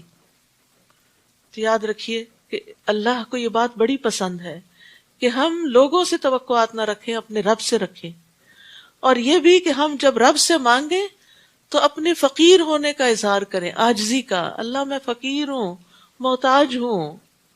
پھر اللہ کے سامنے اپنے ہاتھ پھیلائیں، کیونکہ اللہ تعالیٰ کو اس بات سے شرم آتی ہے کہ کوئی بندہ اس کے آگے اپنے دونوں ہاتھ پھیلائے اور وہ ان میں کوئی خیر نہ ڈالے۔ پھر اسی طرح یہ ہے کہ جو مسلمان اپنا چہرہ اللہ عز و جل کے سامنے گاڑ کر کسی چیز کا سوال کرتا ہے اللہ اسے وہ چیز ضرور عطا کر دیتا ہے، خواہ جلدی عطا کرے یا اس کے لیے ذخیرہ کر کے رکھے۔ گاڑ کے کیسے، جیسے آپ سجدہ کرتے ہیں نا تو سجدے میں پڑھ کے بس جیسے میں نے سر نہیں اٹھانا جب تک میری دعا قبول نہ ہو جائے، اور اس میں آپ اپنے رب کو قریب ترین محسوس بھی کریں، تو اگر اس اعتبار سے دعا کریں گے تو دعا قبول ہوگی انشاءاللہ۔ تو اللہ سبحانہ وتعالیٰ نے موسیٰ علیہ السلام کو خیر عطا کر دی، انہیں علم اور حکمت عطا کیا تھا، پھر اللہ نے موسیٰ علیہ السلام کو قتل سے نجات دی، پھر یہ کہ ایک متکبر بادشاہ کے ہوتے ہوئے ان کی کامل تربیت کی، ان کے دین کی بھی حفاظت کی، اور جس جگہ پر جس محل میں ان کا آنا جانا تھا وہاں جو غلط نظریات اور عقائد تھے اور جو ماحول کی خرابی تھی اس سے بھی اللہ نے بچایا، اور پھر اللہ نے موسیٰ علیہ السلام کے ہاتھوں قوم کو چھٹکارا بھی دلایا، اور پھر موسیٰ علیہ السلام کو خوف خطرے کی حالت میں ایسے علاقے کی طرف رہنمائی کی جہاں ان کے لیے رہائش کا بھی بندوبست ہوا، اس دعا کے بعد شادی کا بھی ہوا، جاب بھی لگ گئی، سارے کام ہو گئے۔ اتنے میں ان دونوں عورتوں میں سے ایک عورت حیا کے ساتھ چلتی ہوئی آئی، حیا کے ساتھ ان کے پاس چلتی ہوئی آئی اور کہنے لگی، آپ نے ہماری بکریوں کو جو پانی پلایا ہے تو میرا باپ آپ کو بلاتا ہے تاکہ آپ کو اس کا صلہ دے۔ پھر جب موسیٰ اس شخص کے پاس آئے اور انہیں اپنا سارا حال سنایا تو اس نے کہا، ڈرو نہیں، تم نے ان ظالموں سے نجات پا لی، یعنی یہ دوسرا علاقہ ہے، یہاں فرعون کی حکومت نہیں ہے۔ اور یہاں اللہ تعالیٰ خاص طور پر اس لڑکی کے حیا کا ذکر کرتے ہیں، تو گویا حیا ایسی صفت ہے جو اللہ تعالیٰ کو پسند ہے۔ حیا ایمان کا حصہ ہے، دونوں کو ایک دوسرے کے ساتھ اکٹھا کر دیا گیا، جب ایک اٹھتا ہے تو دوسرا بھی اٹھ جاتا ہے۔ رسول اللہ صلی اللہ علیہ وسلم نے فرمایا، حیا ایمان کا حصہ ہے اور ایمان کا تعلق جنت سے ہے۔ ایک اور روایت میں آتا ہے، حیا سراسر خیر ہے۔ آپ صلی اللہ علیہ وسلم پردہ نشین کنواری لڑکیوں سے بھی زیادہ حیادار تھے، تو یہ حیا ہمارے دین کا امتیازی نشان ہے۔ ان میں سے ایک بولی، ابا جان اسے اجرت پر رکھ لیجئے۔ بہترین آدمی جسے آپ اجرت پر رکھنا چاہیں وہی ہو سکتا ہے جو طاقتور اور امین ہو، طاقتور اور امین ہو، لیکن یہ دو کوالٹیز اکٹھی ہونا بہت مشکل ہوتا ہے۔ جو لوگ کام جانتے ہوتے ہیں، اسمارٹ ہوتے ہیں، وہ عام طور پر خیانت کرتے ہیں، وہ مالک کے ساتھ بھی کھیل جاتے ہیں، اور جو طاقتور نہیں ہوتے ذہنی طور پر یا جسمانی طور پر، وہ امانت دار ہوتے ہیں لیکن پھر کام کے نہیں ہوتے۔ یعنی ایک شخص بہت امانت دار ہے، کام ہی نہیں آتا اس کو، تو آپ کیا کریں گے اس سے؟ تو اس لیے جب بھی آپ دعا کریں کہ اللہ تعالیٰ مجھے مددگار عطا کر، تو ساتھ یہ بھی کہ اللہ قوی اور امین عطا کر، کیونکہ ہمارا دین ہمیں یہ تعلیم بھی دیتا ہے کہ جب کسی کو کوئی عہدہ دیا جائے، جب کسی کو کوئی امانت سپرد کی جائے تو اس کے اندر یہ دو خوبیاں ضرور ہوں، کہ وہ امانت کا حق ادا کرنے والا ہو، اور دوسرے یہ کہ اس کے اندر اس کام کے کرنے کی صلاحیت ہو۔ شعیب نے کہا، یعنی وہ جو ان بچیوں کے باپ تھے ان کے بارے میں آتا ہے، ان کا نام شعیب تھا، موسیٰ میں چاہتا ہوں کہ اپنی دونوں بیٹیوں میں سے ایک کا تجھ سے اس شرط پر نکاح کر دوں کہ تم میرے ہاں 8 برس ملازمت کرو، اور اگر 10 سال پورے کر دو تو تمہاری طرف سے مہربانی ہے۔ میں اس معاملے میں تم پر سختی نہیں کرنا چاہتا، انشاءاللہ تم مجھے نیک لوگوں میں سے پاؤ گے۔ تو گویا انہیں 10 سال وہاں رہنے کا عہد، یعنی گویا انہیں آئندہ 8 سال وہاں رہنا تھا، اس کی انہوں نے کمٹمنٹ کی۔ موسیٰ نے جواب دیا، یہ بات میرے اور آپ کے درمیان طے ہو گئی۔ اپنا گھر، وطن، رشتہ دار، قوم، قبیلہ، سب کچھ چھوڑ کے محروم ہو گئے، جدائی ہو گئی۔ 8 سال، اگر آپ کو کوئی کہے آپ کو 8 سال کینیڈا میں رہنا اور یہاں سے آپ بالکل کسی سے ملنے نکل نہیں سکتے، تو آپ کے دل پر کتنا بڑا پہاڑ پڑ جائے گا کہ اچھا، اپنی مرضی سے آپ 20 سال بھی رہ لیں، 20 سال بھی نہ جائیں، آپ کی اپنی مرضی ہو تو اور بات ہے، لیکن اگر آپ کو کوئی باندھے کہ 8 سال آپ یہاں سے ہل نہیں سکتے تو وہ ایک قید کی طرح لگتا ہے۔ تو موسیٰ علیہ السلام نے 8 نہیں 10 سال پورے کیے۔ نبی صلی اللہ علیہ وسلم نے فرمایا، میں نے جبریل سے پوچھا موسیٰ نے دونوں مدتوں میں سے کون سی مدت پوری کی؟ تو انہوں نے کہا جو اس میں زیادہ کامل اور زیادہ مکمل تھی، یعنی 10 سال۔ تو اب یہ 10 سال کی محرومی کے بعد اور میچورٹی کے بعد اور تیار کرنے کے بعد اللہ تعالیٰ اب موسیٰ علیہ السلام کو ایک بڑے مشن پر دوبارہ واپس مصر لے کے جاتے ہیں۔ پھر جب موسیٰ نے وہ مدت پوری کر لی اور اپنے اہل خانہ کو لے کر چلے، اب بیوی کو ساتھ لے جا رہے ہیں، تو یاد رکھیے شوہر کا یہ حق ہوتا ہے بیوی کو جہاں چاہے لے جائے. شادی کے بعد آپ کا کوئی اختیار باقی نہیں رہتا کہ آپ پابند کریں. ہاں یہ کوئی لمیٹڈ عرصے کے لیے جیسے انہوں نے کیا تھا کہ 8 سال یہاں رہنا ہوگا تو وہ الگ بات ہے، وہ شادی کی ٹرمز اینڈ کنڈیشنز میں کوئی بات لکھی جا سکتی ہے، لیکن مستقل طور پر باؤنڈ کر لینا تو یہ درست نہیں، کیونکہ شادی کے بعد شوہر کا حق ہوتا ہے کہ وہ بیوی کو اپنے ساتھ لے جائے، چاہے دوسرے ملک ہی لے جائے. تو پھر موسیٰ نے جب وہ مدت پوری کر لی اور اپنے اہل خانہ کو لے کر چلے تو طور پہاڑ کے ایک طرف انہیں آگ نظر آئی. انہوں نے اپنے اہل خانہ سے کہا تم یہاں ٹھہرو، میں نے ایک آگ سی دیکھی ہے، شاید میں وہاں سے تمہارے لیے کچھ راستے کی خبر یا آگ کا کوئی انگارہ ہی اٹھا لاؤں تاکہ تم تاپ سکو. ظاہر رات کا وقت تھا، ٹھنڈک تھی، تو موسیٰ علیہ السلام اپنے گھر والوں کی خدمت کے لیے نکلے. اس سے ہی پتہ چلتا ہے کہ سفر کے دوران ہسبینڈ کو بیوی بچوں کا بہت خیال رکھنا چاہیے، ان کی سردی گرمی کا، ٹیمپریچر کا. یہ نہیں کہ اپنی مرضی کا کار میں ٹیمپریچر سیٹ کر لیا، بیوی بچے چلاتے رہے، نہیں، ان کا بھی دھیان رکھنا چاہیے کہ انہیں کیا ضرورت ہے.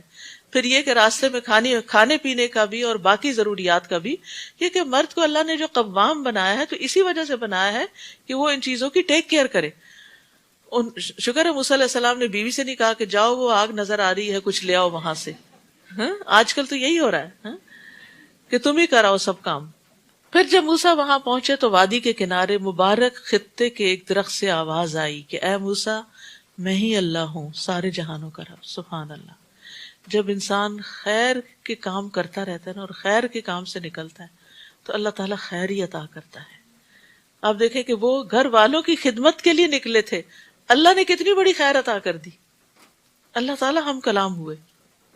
یاد رکھیے نیکی نیکی کے دروازے کھولتی ہے اور برائی سے برائی لازم آتی ہے. تو جب کبھی نیکی کے کسی کام کا پتہ چلے، کوئی اپرچونٹی ملے، گھر گزرے، آپ کو نہیں معلوم وہاں سے آپ کو کیا خیر ملے. مدین گئے، وہاں خیر کا کام کیا تو اللہ نے رہنے کا انتظام کر دیا.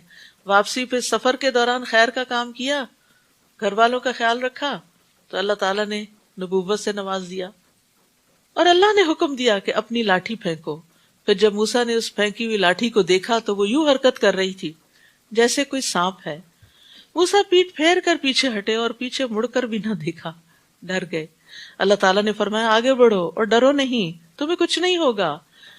نیز اپنا ہاتھ اپنے گریبان میں ڈالو، وہ بغیر کسی تکلیف کے چمکتا ہوا نکلے گا، اور اگر ڈر محسوس ہو تو اپنا بازو اپنے جسم سے لگا لو. یہ ان کے لیے بھی تھا اور ہمارے لیے. کبھی خوف محسوس ہو رہا نا تو دل پہ ہاتھ رکھ لیا کر. اکثر لوگ رکھتے بھی ہیں، کہتے دیکھو میرا دل کتنا دھڑک رہا ہے. تو جب آپ دل پہ ہاتھ رکھتے ہیں تو وہ دل کو قرار آنے لگتا ہے، یعنی اس کو تھپکی ملتی ہے اور اس کو تسلی ہوتی ہے اور آپ ٹھیک ہونے لگتے ہیں، کیونکہ خوف کا تعلق دل کے ساتھ ہے. سو یہ تیرے رب کی طرف سے 2 معجزے ہیں جنہیں تم فرعون اور اس کے درباریوں کے سامنے پیش کر سکتے ہو. وہ بڑے نافرمان لوگ ہیں. موسیٰ نے عرض کیا اے رب میں نے ان کے ایک آدمی کو مار ڈالا تھا، لہٰذا مجھے خطرہ ہے کہ وہ مجھے مار ڈالیں گے، اور میرے بھائی ہارون کی زبان مجھ سے زیادہ صاف ہے، اسے میرے ساتھ مددگار کے طور پر بھیج دیجیے تاکہ وہ میری تصدیق کرے. مجھے اندیشہ ہے کہ وہ لوگ مجھے جھٹلا دیں گے.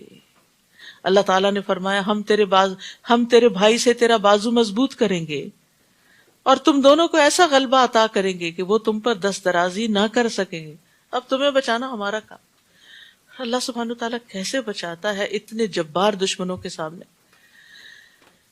ہمارے معجزات کی وجہ سے تم دونوں اور تمہارے پیروکار ہی غالب رہیں گے. وعدہ کیا اور وہ وعدہ پورا ہوا. پھر جب موسیٰ ہمارے واضح معجزات لے کر ان فرعونیوں کے پاس گئے تو وہ کہنے لگے یہ تو محض شعبدے کی قسم کا جادو ہے، اور ایسی باتیں تو ہم نے اپنے سابقہ باپ دادوں سے کبھی سنی نہیں. موسیٰ نے کہا اس شخص کا حال تو میرا رب ہی خوب جانتا ہے، جو اس کی طرف سے ہدایت لے کر آیا ہے، اور اس شخص کو بھی جانتا ہے جس کے لیے آخرت کا گھر ہوگا. حقیقت یہ ہے کہ ظالم لوگ کبھی فلاح نہیں پاتے.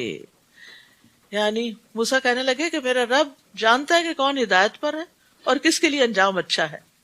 اور فرعون نے کہا اے درباریو میں تو اپنے علاوہ تمہارے لیے کسی الہ کو نہیں جانتا، سو حامان تم مٹی کی اینٹوں کو آگ سے پکا لو، پھر میرے لیے ایک اونچی عمارت تیار کرو تاکہ میں موسیٰ کے الہ کو جھانک سکوں اور میں اسے جھوٹا آدمی ہی سمجھتا ہوں. یعنی پیغمبر سب سے سچے لوگ ہوتے ہیں، ان پر جھوٹ کا الزام لگا، اور فرعون اور اس کے لشکر اس ملک میں ناحق ہی بڑے بن بیٹھے تھے. یعنی انہیں حق نہیں تھا، لیکن وہ خود سے خود کو بڑی چیز سمجھتے، اور انہیں یقین ہو گیا تھا کہ ہمارے حضور واپس نہ لائے جائیں گے. چنانچہ ہم نے فرعون اور اس کے سب لشکروں کو پکڑ کر سمندر میں پھینک دیا. اب دیکھ لو کہ ان ظالموں کا انجام کیسا ہوا. نیز ہم نے انہیں جہنم کی طرف دعوت دینے والے سرغنے بنا دیا، اور قیامت کے دن انہیں کہیں سے مدد نہ مل سکے گی. ہم نے اس دنیا میں ان کے پیچھے لعنت لگا دی، اور قیامت کے دن ان کا بہت برا حال ہوگا. پہلی نسلوں کو ہلاک کرنے کے بعد ہم نے موسیٰ کو کتاب دی جس میں لوگوں کے لیے بصیرت افروز دلائل، ہدایت اور رحمت تھی تاکہ وہ سبق حاصل کریں. تورات کی تعریف بیان کی جا رہی ہے. اور جب ہم نے موسیٰ کے امر رسالت کا فیصلہ کیا تھا تو آپ یعنی صلی اللہ علیہ وسلم طور کی غربی جانب موجود نہ تھے اور نہ ہی اس واقعے کے گواہ تھے. لیکن اس کے بعد ہم نے کئی نسلیں پیدا کی اور ان پر بہت زمانہ بیت چکا ہے، اور آپ مدین کے باشندے بھی نہ تھے کہ انہیں ہماری آیات پڑھ کر سناتے، مگر ہم ہی ہیں جو آپ کو رسول بنا کر اس وقت کی خبریں بھیج رہے ہیں. نیز آپ طور کے کنارے پر بھی نہ تھے جب ہم نے موسیٰ کو ندا کی، لیکن یہ آپ کے رب کی رحمت ہے کہ اس نے آپ کو یہ سچی غیب کی خبریں دی تاکہ آپ ایسے لوگوں کو ڈرائیں جن کے ہاں آپ سے پہلے کوئی ڈرانے والا نہیں آیا تھا، شاید کہ وہ نصیحت قبول کرے. اور آپ کو اس لیے رسول بنا کر بھیجا ہے کہ کہیں ایسا نہ ہو کہ انہیں اس وجہ سے کوئی مصیبت پہنچے جو ان کے ہاتھوں نے آگے بھیجا. تو کہنے لگے، ہمارے رب، تو نے ہماری طرف کوئی رسول کیوں نہ بھیجا کہ ہم تیری آیتوں کی پیروی کرتے اور ایمان لانے والوں میں شامل ہو جاتے. پھر جب ہماری طرف سے ان کے پاس حق آ گیا تو انہوں نے کہہ دیا، اسے ویسے معجزات کیوں نہیں دیے گئے جیسے موسیٰ کو دیے گئے تھے؟ کیا یہ لوگ ان معجزات کا انکار نہیں کر چکے جو پہلے موسیٰ کو دیے گئے تھے؟ کہتے ہیں کہ یہ دونوں یعنی تورات اور قرآن جادو ہیں جو ایک دوسرے کی تائید کرتے ہیں، اور کہتے ہیں کہ ہم کسی کو بھی نہیں مانتے، یعنی دونوں کتابوں کا انکار کرتے ہیں. آپ ان سے کہیے، اگر تم سچے ہو تو اللہ کی طرف سے تم ہی کوئی کتاب لے آؤ جو ان دونوں سے بڑھ کر رہنمائی کرنے والی ہو، تو میں بھی اس کی پیروی اختیار کر لوں گا.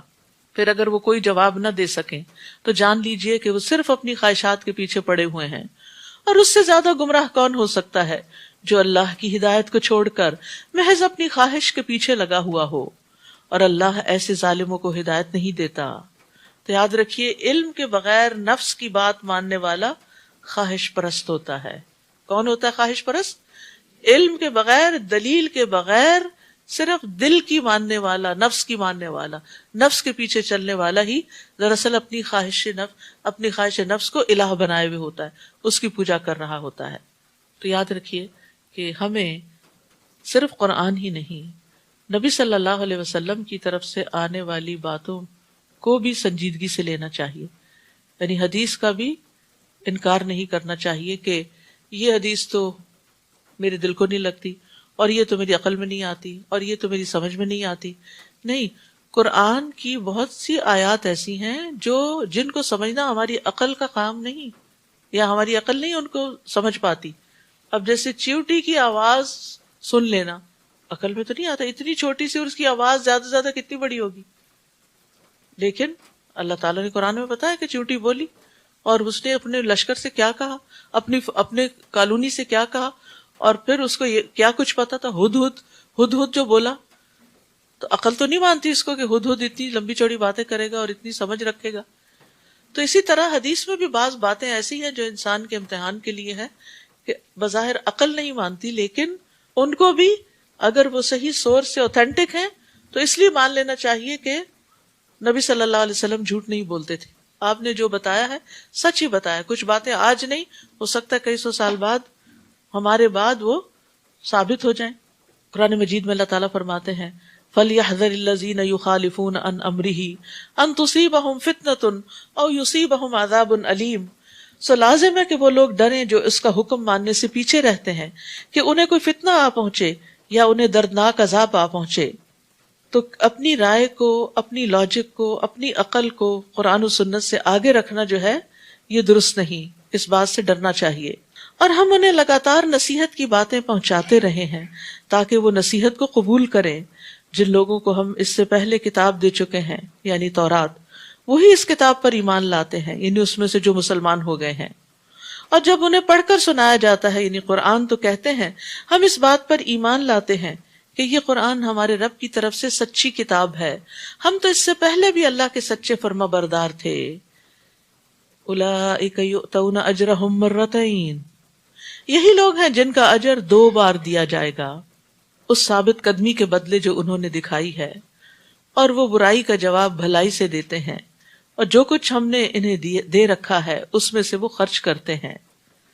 تو اس سے کیا پتہ چلتا ہے کہ اہل کتاب میں سے اگر کوئی اپنے نبی کو مانتا ہے، اپنی کتاب کو مانتا ہے، اور ساتھ محمد صلی اللہ علیہ وسلم کا اقرار کرتا ہے اور قرآن کو بھی مانتا ہے، تو اس کے لیے دگنا اجر ہے، یعنی دوہرا ایمان دوہرا اجر. پھر ان کی خوبی کیا ہے؟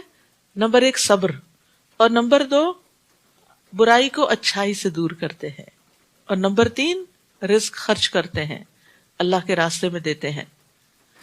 یہاں خاص طور پر برائی کو بھلائی سے بدلنا جو ہے یہ بڑا اہم ہے. یعنی بعض اوقات ہم صبر بھی کر جاتے ہیں، کچھ نہیں کہتے کسی، اور مال بھی خرچ کر لیتے ہیں، لیکن برائی کا بدلہ نہ دینا تو سمجھ میں آتا ہے کہ چلو معاف کیا، لیکن اچھائی سے دینا یہ بہت بڑی بات ہے. یہ بہت بڑے صبر کی بات ہوتی ہے کہ کوئی آپ سے برا کرے اور آپ اس پر احسان کریں، جو آپ کو اکنالج ہی نہ کرے. کہیں آپ کسی مجلس میں ہو، شادی میں، خوشی میں، غمی میں، اور وہ آپ کو اکنالج بھی نہ کرے اور وہ یہ سوچے کہ گویا آپ ایگزسٹ ہی نہیں کرتے. ایسے لوگوں کو اٹھ کے جا کے خود سلام کرنا، اور پھر اگر وہ ضرورت مند ہے تو ان کی ضرورت پوری کرنا، اور ان کے ساتھ اور ان کے بچوں کے ساتھ احسان اور بلائی کرنا، یہ بہت اعلیٰ درجے کی، بہت بلند مقام لوگوں کی کوالٹیز ہوتی ہیں. ورنہ عموماً ہم کیا کرتے ہیں، ہمارا رویہ کیا ہوتا ہے؟ چونکہ یہ خاندانوں میں اس طرح کے مسائل پیش آتے ہیں، اس لیے ان کو ہائی لائٹ کر رہی ہوں کہ اگر کوئی ہمیں نہیں پوچھتا خاندان میں سے تو ہم بھی نہیں پوچھتے. ہمیں کیا ضرورت ہے پیچھے جانے کی؟ ہم کوئی ایسے گئے گزرے، ہم کو راہ میں پڑے ہوئے، نہیں تو نہ صحیح، یعنی اکڑ دکھاتے ہیں وہاں. اچھا، پھر اسی طرح اگر آپ نے کسی کو دیا، کسی کے بچے کی فیس دی، کوئی مدد کی، اس نے پلٹ کے شکریہ کا خط نہیں لکھا، میسج نہیں کیا، پھر کیا کرتے ہیں؟ دل میں رکھ لیتے ہیں اس نے شکریہ نہیں بولا، اگلی دفعہ اس کو نہیں دینا، کسی اور کو دیں گے، گویا شکریہ کے لیے دیں گے، اللہ سے اجر کے لیے تو نہیں. پھر ایک اور درجہ کہ آپ نے کسی کی مدد کی، کسی کے کام آئے، کوئی بیمار تھا، آپ اس کے ساتھ ہسپتال میں رہے، اور جب وہ ٹھیک ہو کے ریلیز ہو کے آیا تو اس نے آپ ہی کے خلاف باتیں شروع کر دی. اور مصیبت، کیونکہ کئی دفعہ ایسا ہوتا ہے نا کہ آپ بوڑھے والدین کی خدمت کرتے ہیں اور وہ جواب میں شکریہ ادا کرنے کے بجائے اپنے بڑھاپے سے، اپنی بیماری سے، اپنی ذہنی حالت سے تنگ آئے ہوئے ہوتے ہیں، تو وہ کیا کرتے ہیں؟ الٹا بددعائیں دینے لگتے ہیں یا پھر برا بھلا کہنے لگتے ہیں. تو پھر آپ اس وقت کیا کہتے ہیں؟ میری بس، اب کوئی اور سنبھال لے. نہیں، محسن کون ہوتا ہے؟ برائی کا بدلہ بھلائی سے، چاہے وہ رویے میں ہو، اخلاق میں ہو، زبان پہ ہو، ہاتھوں سے ہو، کسی بھی طرح کی ہو، کہ کوئی آپ کا احسان ماننے کو تیار نہ ہو تو پھر بھی آپ اس کو جواباً بھلائی سے دور کرتے ہیں، یعنی ان حالات کو نارمل کرتے ہیں. تو مراد یہ ہے کہ تکلیف برداشت کر کے اچھی بات کہہ کر اس سچویشن کو نارملائز کر لیتے ہیں. اور اسی طرح یہ کہ اگر کوئی گناہ خود سے ہو جاتا ہے تو اس کے بعد نیکی کر لیتے ہیں. یدرؤون بالحسنۃ السیئۃ، یہ تو دوسروں کے ساتھ رویہ تھا نا، اپنے اندر بھی اگر کوئی گناہ ہو جاتا ہے تو اس کے بعد اچھا کر لیتے ہیں. تو یہ مکارم اخلاق کی ایک صفت ہے، یعنی اخلاق کے اعلیٰ درجات ہیں. تو اچھی بات جو ہے وہ بری بات کو دور کر دیتی، نیکی برائی کو مٹا دیتی ہے. اور جب وہ کوئی لغو بات سنتے ہیں تو اس سے کنارہ کرتے ہیں، جیسے ایک اور جگہ پر آتا ہے وَإِذَا مَرُّوا بِاللَّغْوِ مَرُّوا كِرَامًا، عباد الرحمن کی صفت ہے. اور کہتے ہیں ہمارے لیے ہمارے اعمال اور تمہارے لیے تمہارے، تم پر سلام، ہم جاہلوں سے تعلق نہیں رکھنا چاہتے، یعنی وہ جاہلوں کے ساتھ الجھتے نہیں ہیں. یہ بھی بہت بڑا بہت بڑے کمال کی بات ہے، ورنہ انسان اپنے سے کمزور کو اور دباتا ہی ہے. تو جاہل جو ہوتا ہے وہ کمزور ہی ہوتا ہے اصل میں.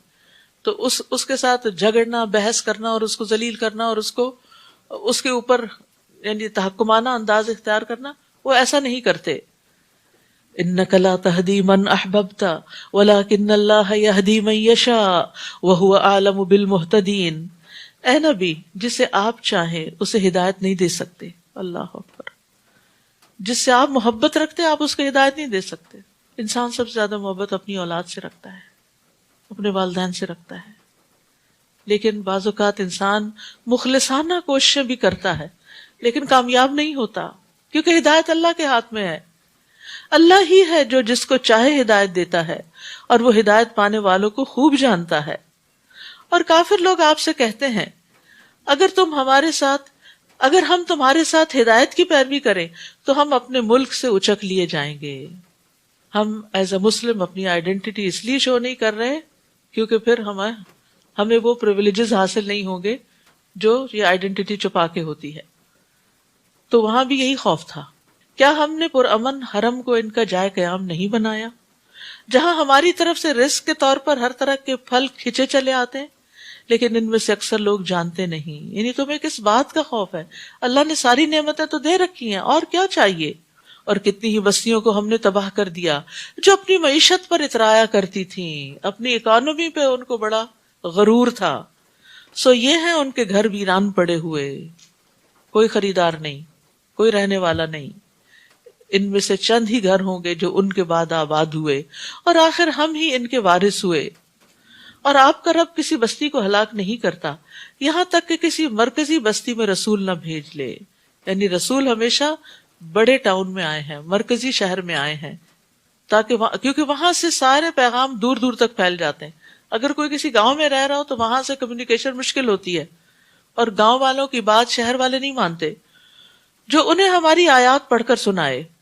فرمایا اور آپ کا رب کسی بستی کو ہلاک نہیں کرتا یہاں تک کہ کسی مرکزی بستی میں رسول نہ بھیج دے جو انہیں ہماری آیات پڑھ کر سنائے. نیز ہم صرف ایسی بستی کو ہلاک کرتے ہیں جس کے رہنے والے ظالم ہوں. وما اوتیتم من شیء فمتاع الحیات الدنیا وزینتها. تمہیں جو کچھ بھی دیا گیا ہے وہ بس دنیاوی زندگی کا سامان ہے اور اس کی زینت ہے. تمہارے پاس جو کچھ ہے بس یہ یہاں کے لیے ہے، مال و دولت سب یہاں کے فائدے اٹھانے. اور یہاں ہم نے کتنا کھا لینا ہوتا ہے، کتنا ہنڈا لینا ہوتا ہے، کتنا استعمال کر سکتے ہیں.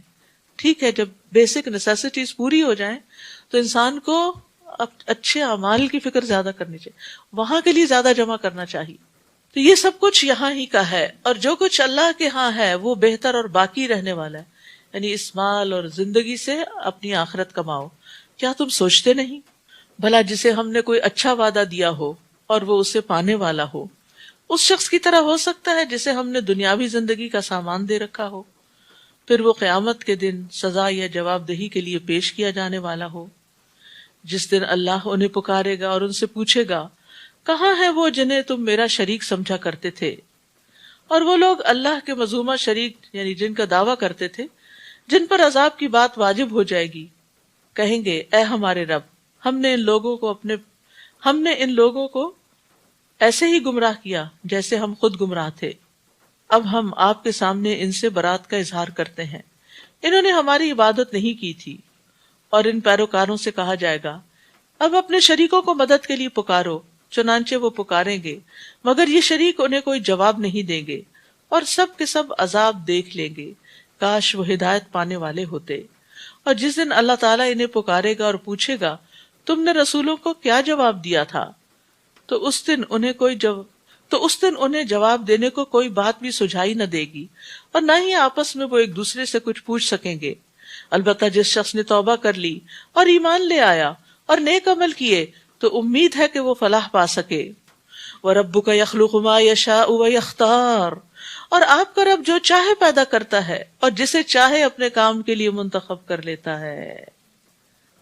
اسی لیے وہ دعا کرنی چاہیے اللہم استخدمنی ولا تستبدلنی، کہ اللہ مجھ سے اپنے دین کی خدمت کا کام لیتا رہے اور مجھے تبدیل نہ کرنا، کہ میں چھوڑ دوں اس کو اور کوئی اور میری جگہ کرے، نہیں، تو یہ کام مجھی سے لے. انہیں اس کا کچھ اختیار نہیں، اللہ تعالیٰ پاک ہے، اور جو کچھ یہ شریک بناتے ہیں اس سے وہ بہت بالا تر ہے۔ تو یاد رکھیے خیر اللہ کے ہاتھ میں ہے، اس لیے کسی بھی کام کے وقت اللہ سے خیر کی دعا کرنی چاہیے۔ خیر کی دعا کا نام کیا ہے؟ استخارہ، یعنی استخارہ کرنا چاہیے۔ استخارے کا کارڈ بھی ہونا چاہیے ہاں، جس میں اس کا طریقہ وغیرہ سب لکھا ہوا ہے۔ بعض علماء کہتے ہیں کسی بندے کو دنیا کے کاموں میں سے کسی اہم کام کے لیے اس وقت تک پیش قدمی نہیں کرنی چاہیے جب تک اللہ سے اس کے بارے میں خیر کا سوال نہ کر لے۔ اسے چاہیے کہ نماز استخارہ کی 2 رکعت ادا کر لیا کرے۔ نبی صلی اللہ علیہ وسلم قرآن کی سورتوں کی طرح ہی استخارے کی تعلیم دیتے تھے۔ استخارہ شرمندگی سے بچنے کا سبب ہوتا ہے۔ ابن تیمیہ کہتے ہیں جو آدمی اللہ تعالیٰ سے خیر طلب کرے، مخلوق سے مشورہ کرے اور اپنے کام میں ثابت قدمی اختیار کرے، اسے کبھی شرمندگی کا سامنا نہیں کرنا پڑتا۔ بظاہر خیر کے کام میں بھی استخارہ کر لینا چاہیے، جیسے نبی صلی اللہ علیہ وسلم نے جب حضرت زینب کو نکاح کا پیغام بھیجا تھا تو انہوں نے کیا جواب دیا تھا کہ میں اس وقت تک فیصلہ نہیں کروں گی جب تک میں استخارہ نہ کر لوں، اپنے رب سے دعا نہ کر لوں۔ لہٰذا وہ اپنی نماز کی طرف اٹھی، نماز استخارہ شروع کی، ادھر سے قرآن میں حکم اتر آیا کہ ہم نے تمہارا نکاح ان سے کر دیا ہے، تو رسول اللہ صلی اللہ علیہ وسلم بغیر اجازت کے ان کے پاس آ گئے۔ تو اس سے پتہ چلتا ہے کہ جو کام نیک بھی ہو، اچھا بھی لگ رہا ہو، پھر بھی استخارہ کرے۔ کیونکہ کچھ لوگوں کو میں نے کہتے سنا کہ اب یہ تو ایک نیکی کا کام ہے، مثلا حج پہ آپ نے جانا ہے تو آپ ضرور استخارہ کریں تاکہ آپ کے لیے آسانیاں ہوں، اور اگر اس سال آپ کے لیے جانا بہتر نہیں تو اللہ تعالیٰ پھر آپ کو جلد موقع عطا کر دے۔ اور آپ کا رب خوب جانتا ہے جو کچھ یہ اپنے سینوں میں چھپاتے ہیں اور جو کچھ وہ ظاہر کرتے ہیں، وہی اللہ ہے جس کے سوا کوئی الہ نہیں، اسی کے لیے حمد ہے اس دنیا میں بھی اور آخرت میں بھی، حکم اسی کا چلتا ہے اور تم اسی کی طرف لوٹائے جاؤ گے۔ آپ ان سے پوچھئے بھلا دیکھو تو اگر اللہ قیامت کے دن تک ہمیشہ تم پر رات ہی طاری کر دیتا تو اللہ کے سوا کوئی الہ ہے جو تمہیں روشنی لا دیتا؟ کیا تم سنتے نہیں؟ ان سے پوچھئے بھلا دیکھو اگر اللہ قیامت کے دن تک ہمیشہ تم پر دن ہی چڑھائے رکھتا تو اللہ کے سوا کوئی الہ ہے جو تمہارے لیے رات لے کر آتا جس میں تم آرام کر سکتے؟ کیا تم دیکھتے نہیں یہ اس کی رحمت ہے کہ اس نے تمہارے لیے رات اور دن بنائے تاکہ تم رات کو آرام کر سکو اور دن کو اس کا فضل تلاش کر سکو۔ اگر سوچو تو شاید تم اس کے شکر گزار بنو۔ یہ آیت ہمیں بتاتی ہے کہ فطرت پر ہونا کیا ہے، دن میں کام، رات کو آرام۔ بوقت ضرورت رات کو کام کیا جا سکتا ہے، لیکن فائدہ اسی میں ہے کہ انسان رات کو آرام کرے۔ اور جس دن اللہ انہیں پکارے گا اور پوچھے گا کہاں ہے وہ جنہیں تم میرا شریک خیال کرتے تھے، اور ہم ہر ایک امت سے ایک گواہ نکال لیں گے، پھر اسے کہیں گے کہ اس شرک پر اپنی دلیل پیش کرو، کیوں شرک کیا تھا؟ اب انہیں معلوم ہو جائے گا کہ بات اللہ ہی کی سچی تھی، اور جو کچھ وہ جھوٹ گھڑتے تھے انہیں کچھ یاد نہ آئے گا۔ ان قارون کان من قوم موسیٰ فبغى علیہم، بلا شبہ قارون موسیٰ کی قوم یعنی بنی اسرائیل میں سے تھا، پھر وہ اپنی قوم کے خلاف ہو گیا اور دشمن قوم سے مل گیا، فرعونیوں کے ساتھ جا ملا۔ ایسے لوگ ہوتے ہیں ہر دور میں۔ اور ہم نے اسے اتنے خزانے دیے تھے جن کی چابیاں ایک طاقتور جماعت بمشکل اٹھا سکتی تھی۔ ایک دفعہ اس کی قوم کے لوگوں نے اس سے کہا اتنا مت اتراؤ، اتنا مت اتراؤ، اللہ اترانے والوں کو پسند نہیں کرتا، فخر کرنے والوں کو پسند نہیں کرتا۔ تو یاد رکھیے دنیا کے مال پر وہی بوسٹ کرتا ہے، اتراتا ہے اور بہت خوش ہوتا ہے جس سے آخرت کی فکر نہیں ہوتی، آخرت سے غافل ہوتا ہے۔ وَابْتَغِ فِيمَا آتَاكَ اللَّهُ الدَّارَ الْآخِرَةَ، جو مال و دولت اللہ نے تجھے دے رکھا ہے اس سے آخرت کا گھر بنانے کی فکر کرو۔ یہ اللہ نے اس لیے نہیں دیا کہ صرف دنیا بنا کے چھوڑ جاؤ اوروں کے آرام کے لیے، بلکہ اس سے آخرت بناؤ۔ اور دنیا میں بھی اپنا حصہ فراموش نہ کرو، اپنی ضرورت ضرور پوری کرو، اور لوگوں سے ایسے ہی احسان کرو جیسے اللہ نے تمہارے ساتھ بھلائی کی ہے، اور ملک میں فساد پیدا کرنے کی کوشش نہ کرو، کیونکہ اللہ فساد کرنے والوں کو پسند نہیں کرتا۔ تو پتہ یہ چلتا ہے کہ فساد کہاں سے پیدا ہوتا ہے؟ مال و دولت سے۔ جب زیادہ ہو جاتا ہے نا تو بگاڑ آ جاتا ہے. اللہ نے ہماری زندگی کا مقصد کیا رکھا ہے؟ الذی خلق الموت والحیات لیبلوکم ایکم احسن عملا، کہ وہ تمہیں آزما کر دیکھے کہ تم میں سب سے اچھے عمل کون کرتا ہے. اور نیک اعمال ہی انسان کو خسارے سے بچاتے ہیں، اور اس دنیا کی زندگی میں ہی انسان کو اپنی آخرت کمانی ہوتی ہے. اور یاد رکھیے جب انسان فوت ہو جائے گا تو قیامت کے دن اس سے اس کی عمر کے بارے میں سوال ہوگا کہ اس نے اسے کس چیز میں لگایا، علم کے بارے میں کتنا عمل کیا، مال کے بارے میں کہاں سے کمایا کہاں خرچ کیا، جسم کے بارے میں کہ کس کام میں اسے گلایا، کس کام میں اپنے آپ کو گلایا. تو یہ ان سوالوں کا جواب ہمیں تیار رکھنا چاہیے کہ ہم اپنے جسم کو کہاں تھکاتے ہیں. اور پھر احسان کی بات ہوئی یہاں، وہ احسن کما احسن اللہ الیک، اللہ نے تمہیں دیا ہے نا، تم لوگوں کو دیا کرو. اللہ نے تمہارے حصے میں ڈال دیا لوگوں کا حصہ، اب وہ حصہ ان کو لوٹاؤ. حدیث میں آتا ہے بے شک اللہ بندوں کو نفع پہنچانے کے لیے اپنے کچھ لوگوں کو بطور خاص نعمتیں دیتا ہے. اگر وہ خرچ کرتے رہیں تو ان پر انعام برقرار رہتا ہے، اور اگر وہ رک جائیں تو ان سے چھین کر دوسروں کو دے دیتا ہے. تو نعمتیں برقرار رہتی ہیں اگر اس میں سے ہم دوسروں کا حصہ نکالتے رہیں اور صرف اپنے لیے سب کچھ جمع کر کے نہ رکھیں. وہ کہنے لگا یہ تو جو کچھ مجھے ملا ہے اس علم کی بدولت ملا ہے جو مجھے حاصل تھا. آج بھی بہت سے لوگ اچھی جاب کو اپنے علم کا ہی کمال سمجھتے ہیں، حالانکہ انہی جیسی ڈگریاں رکھنے والے بہت سے جاب لیس بھی ہوتے.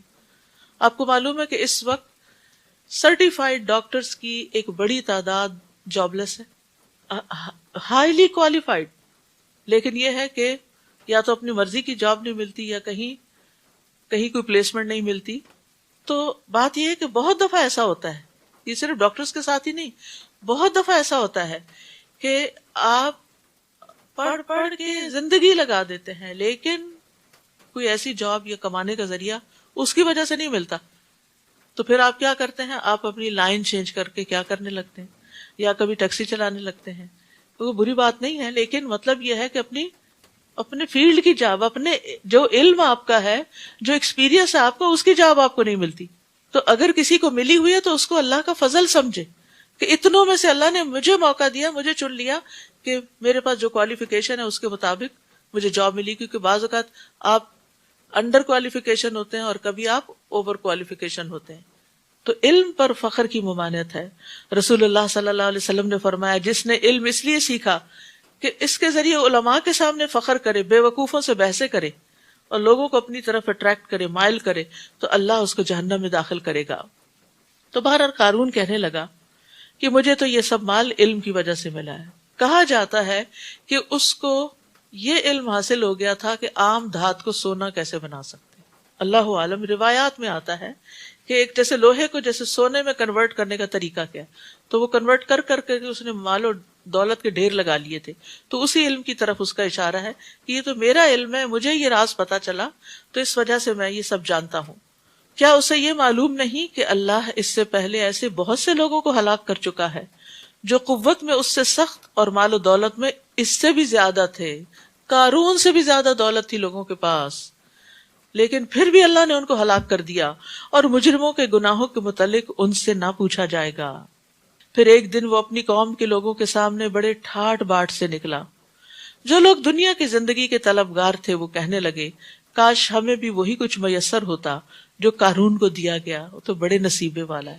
یہ ایک فطری سی انسان کی کمزوری ہے کہ جب وہ کسی کے پاس زیادہ اچھی گاڑی دیکھتا ہے یا اچھا گھر دیکھتا ہے یا اچھی اولاد دیکھتا ہے تو اس کو تمنا ہوتی ہے کہ کاش میرے پاس بھی یہ سب کچھ ہوتا.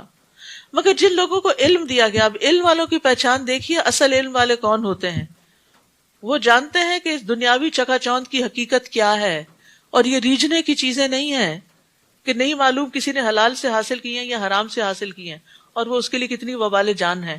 تو جن لوگوں کو علم دیا گیا تھا، یعنی دین کا علم تھا، وہ کہنے لگے جو شخص ایمان لائے اور نیک عمل کرے تو اس کے لیے اللہ کے ہاں جو ثواب ہے وہ اس سے بہتر ہے، اس دولت کے ڈھیر سے بہتر ہے، اور وہ ثواب صبر کرنے والوں کو ہی ملے گا. وَلَا يُلَقَّاهَا إِلَّا الصَّابِرُونَ. تو یاد رکھیے علم تقاضا کرتا ہے کہ انسان آخرت کی خشیت زیادہ رکھے دنیا کے مقابلے میں، دنیا کی رونقوں سے زیادہ متاثر نہ ہو، اور پھر انسان صبر کے ساتھ زندگی بسر کرے. یہ کون سے صابر ہیں؟ جو دنیا کی زینت اور رونق سے صبر کیے ہوئے ہیں کہ اس میں بہت آگے نہیں جاتے اور اپنی خواہشات کو کنٹرول میں رکھتے ہیں. اور آپ دیکھیے ویسے بھی علم کب حاصل ہوتا ہے؟ جب آپ دنیا پہ کمپرومائز کرتے ہیں، اور خاص طور پر اس ملک میں جہاں آپ کے پاس جاب ہے، جہاں آپ کے پاس کمانے کے مواقع ہیں، جہاں آپ بہت فلرش کر سکتے ہیں، تو پھر آپ اس وقت میں سے وقت نکالتے ہیں اپنے دین کے لیے بھی. تو یہ بہت صبر کی بات بھی ہے اور بڑے اجر کی بات بھی ہے، کیونکہ جب انسان کو دنیا کھلی مل رہی ہو اور پھر اس کو وہ روک کر، صبر رکنے کو، اس سے رک کر انسان کہتا نہیں میں نے اپنی آخرت کے لیے بھی اتنے گھنٹے لگانے. بعض اوقات ہم دنیاوی ترقی کامیابی کے لیے والنٹیئر بھی کرتے رہتے ہیں، لیکن آخرت کے لیے والنٹیئر کرنا بعض اوقات مشکل ہوتا ہے، تو صبر سے کام لینا پڑتا ہے.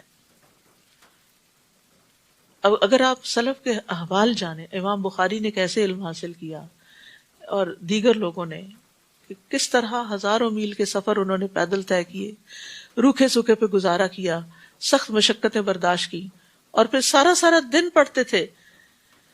روایتوں میں آتا ہے کہ بعض سلف اپنا سارا دن علم کی مجلس سے پر کر لیتے، ایک مجلس ختم نہ ہوتی کہ دوسری کی طرف چلے جاتے، یہاں تک کہ ان کو اپنے کھانے کے لیے اور پکانے کے لیے بھی وقت نہ ملتا تو کبھی کبھی صرف کچا کھا کے گزارا کرتے تھے، یعنی پکانے کے لیے بھی وقت نہیں ہوتا تھا.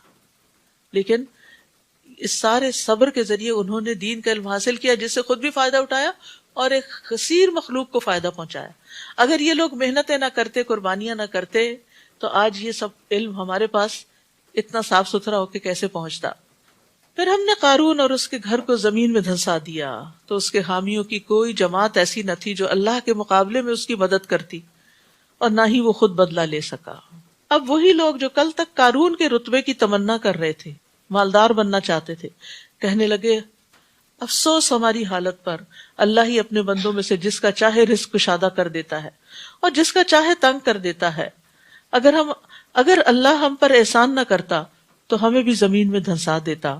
افسوس اصل بات یہی ہے کہ کافر لوگ فلاح نہیں پا سکتے، کیونکہ المرء مع من احبہ ہے نا، انسان جس سے محبت کرتا ہے، مال والوں سے محبت کرتا ہے، پھر انہی کے ساتھ ہی اٹھایا جائے گا. تو اب یہ چونکہ اللہ نے ان کو دین کی سمجھ دی تھی تو یہ ڈر گئے کہ شکر ہے ہمارا انجام بھی قارون کے ساتھ نہیں ہوا، ہم بھی وہی تمنا کر رہے تھے جو قارون کے پاس تھا. تلک الدار الآخرۃ نجعلها للذین لا یریدون علوا فی الارض ولا فسادا والعاقبۃ للمتقین. یہ آخرت کا گھر تو ہم ان لوگوں کے لیے مخصوص کر دیتے ہیں جو زمین میں بڑائی یا فساد نہیں چاہتے. یہ آخرت کا گھر کس کے لیے؟ جو زمین میں بڑائی نہیں چاہتے، تکبر نہیں کرتے، دوسروں کو کنٹرول کرنے کی خواہش نہیں رکھتے اور فساد نہیں کرتے. کیونکہ جب انسان ہمیشہ یہ چاہے کہ میری ہی مرضی چلے اور پتہ بھی گھر کا نہ ہلے میری مرضی کے بغیر، تو پھر یہ علو کی خواہش کہ میں ہی سب سے بڑا ہوں، میری ہی سنی جائے، مجھے ہی زیادہ امپورٹنس دی جائے. کچھ لوگ ایسے بھی ہوتے ہیں نا کہ اگر ان کو آپ پوچھیں نا تو ناراض ہو جاتے ہیں. یا یہ کہ بعض لوگ اپنے گھروں کے اندر، یعنی خواتین ہی گھروں کے اندر اتنی کنٹرولنگ ہوتی ہیں کہ ان کے شوہر، بچے، بہویں سب ان سے عاجز ہوتے ہیں. تو اس چیز سے بھی، اس کمزوری سے بھی باہر نکلنا چاہیے. لیٹ گو، کرنے دے کچھ لوگوں کو بھی اپنی مرضی، کیونکہ کچھ بہت بڑا نقصان نہیں ہوتا. ٹھیک ہے انسان سمجھائے، سب کچھ کرے، لیکن دوسروں کو کچھ سانس بھی لینے دے، کچھ سپیس دے، کچھ آزادی دے. اس سے انسان خود بھی راحت میں رہتا ہے اور دوسرے بھی راحت میں رہتے ہیں. اور یہ چھوٹے لیول پر بھی ہے اور بڑے لیول پر بھی.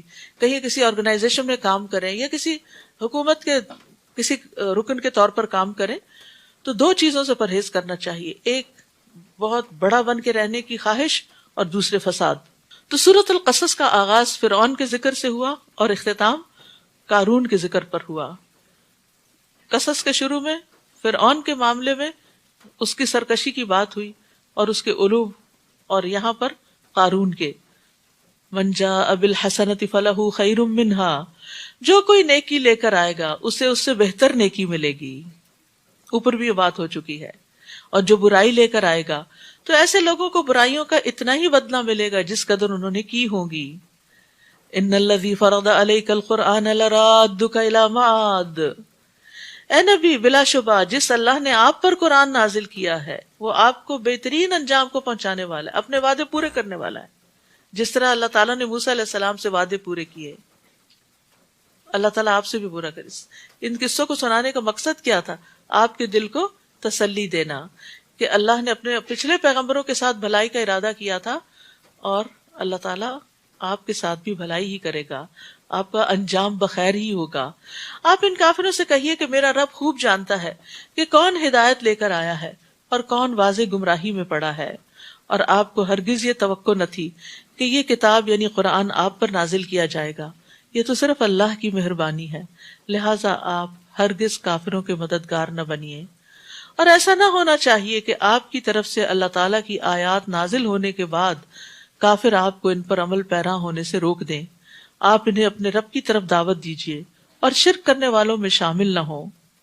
وَلَا تَدْعُ مَعَ اللَّهِ إِلَٰهًا آخَرَ لَا إِلَٰهَ إِلَّا هُوَ كُلُّ شَيْءٍ هَالِكٌ إِلَّا وَجْهَهُ لَهُ الْحُكْمُ وَإِلَيْهِ تُرْجَعُونَ. اور اللہ تعالیٰ کے ساتھ کسی دوسرے کو الہ مت پکاریں، کیونکہ اللہ کے سوا کوئی الہ نہیں. اس کی ذات کے بغیر ہر چیز ہلاک ہونے والی ہے، ہر چیز ختم ہونے والی. كُلُّ مَنْ عَلَيْهَا فَانٍ وَيَبْقَى وَجْهُ رَبِّكَ ذُو الْجَلَالِ وَالْإِكْرَامِ. حکم اسی کا چلتا ہے، لہ الحکم وإلیہ ترجعون، اور تم سب اسی کی طرف لوٹائے جاؤ گے. سورۃ العنکبوت. سورۃ العنکبوت. بسم اللہ الرحمن الرحیم. الف لام میم. الف لام میم. احسب الناس ان یترکوا ان یقولوا آمنا وهم لا یفتنون. کیا لوگوں نے یہ سمجھ رکھا ہے کہ اگر انہوں نے کہہ دیا ہے کہ ہم ایمان لائے تو انہیں یوں ہی چھوڑ دیا جائے گا اور ان کی آزمائش نہ کی جائے گی؟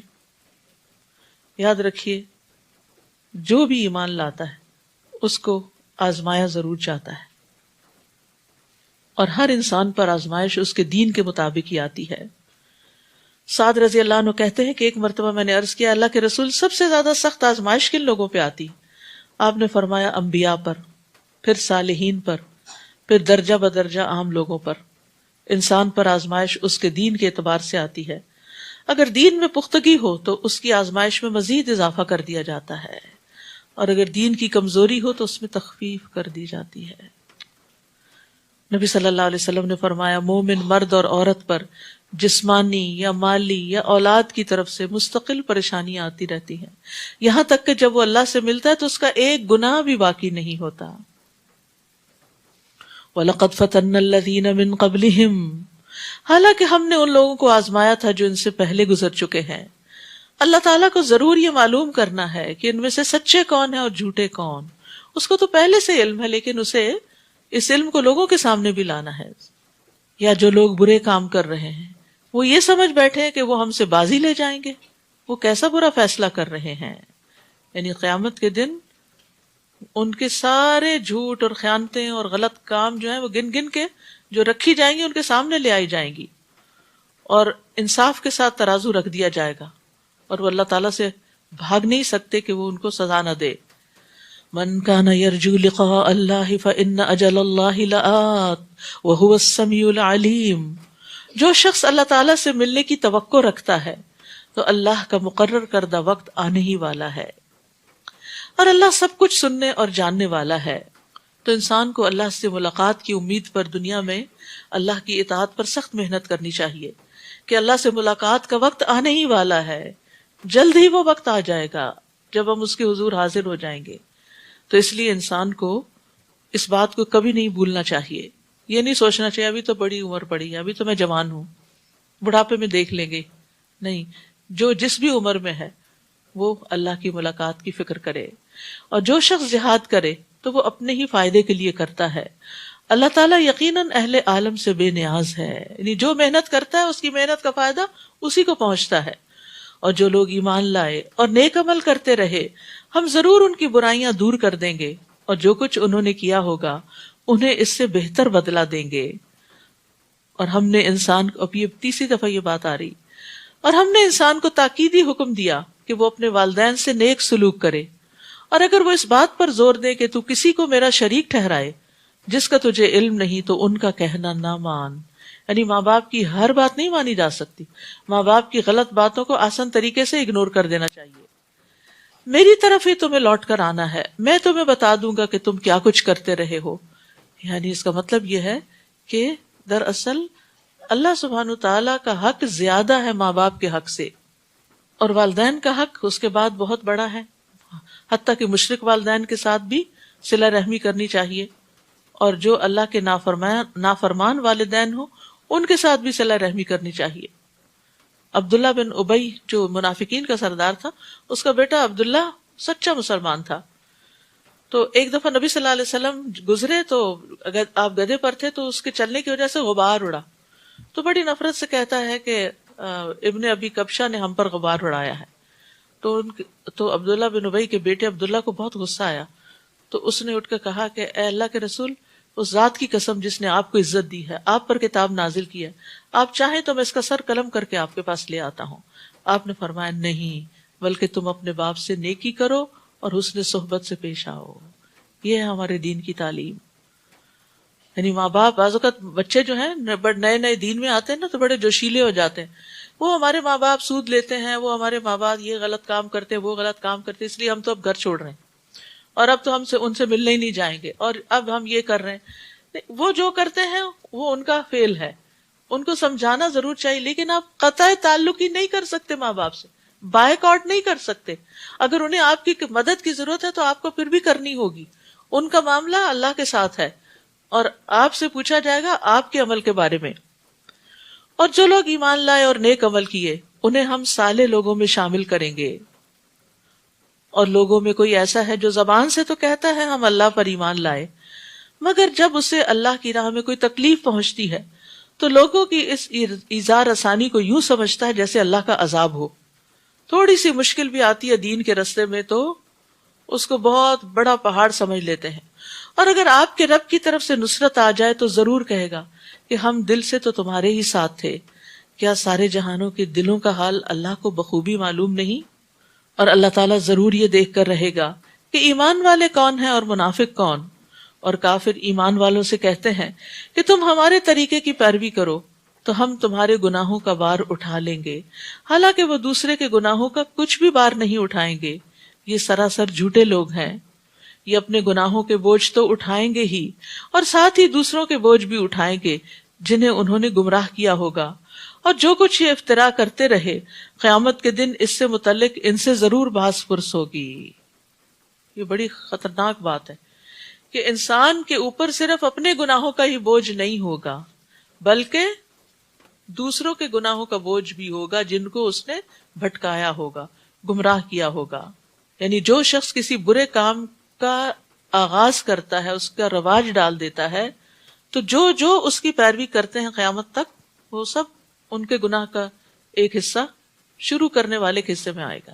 جیسے عمرو ابن لوہی نے مکہ میں بت پرستی کا آغاز کیا تھا، تو جتنے لوگ بت پرستی کریں گے اس کے بعد اس کو دیکھا دیکھی ان سب کا گناہ بھی اس کا ایک حصہ عمرو ابن لوہی کے حصے میں جائے گا۔ ہم نے نوح علیہ السلام کو اس کی قوم کی طرف بھیجا تو وہ 50 برس کم 1000 سال ان کے درمیان رہے، ملینیم۔ پھر ان لوگوں کو طوفان نے آ گھیرا کہ وہ ظالم تھے۔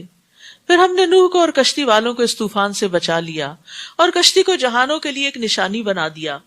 اور ابراہیم کا واقعہ یاد کرو جب اس نے اپنی قوم سے کہا کہ اللہ کی عبادت کرو اور اللہ سے ڈرو، اگر تم جانو تو یہی بات تمہارے لیے بہتر ہے۔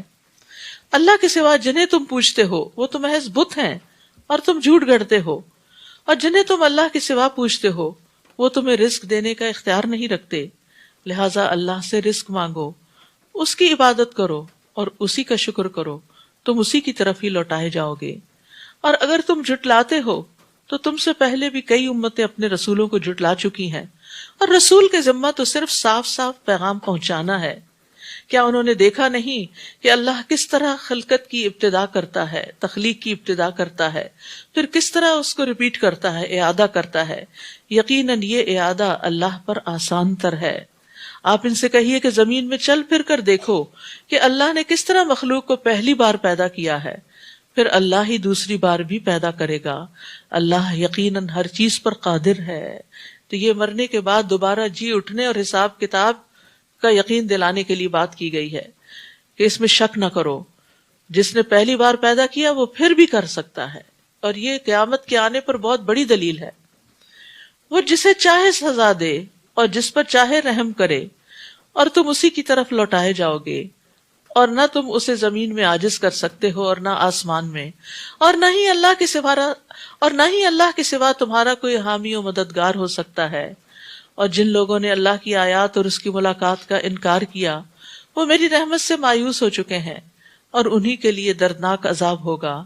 تو ابراہیم کی قوم کا جواب اس کے سوا کچھ نہ تھا کہ انہوں نے کہہ دیا کہ اسے مار ڈالو یا جلا ڈالو۔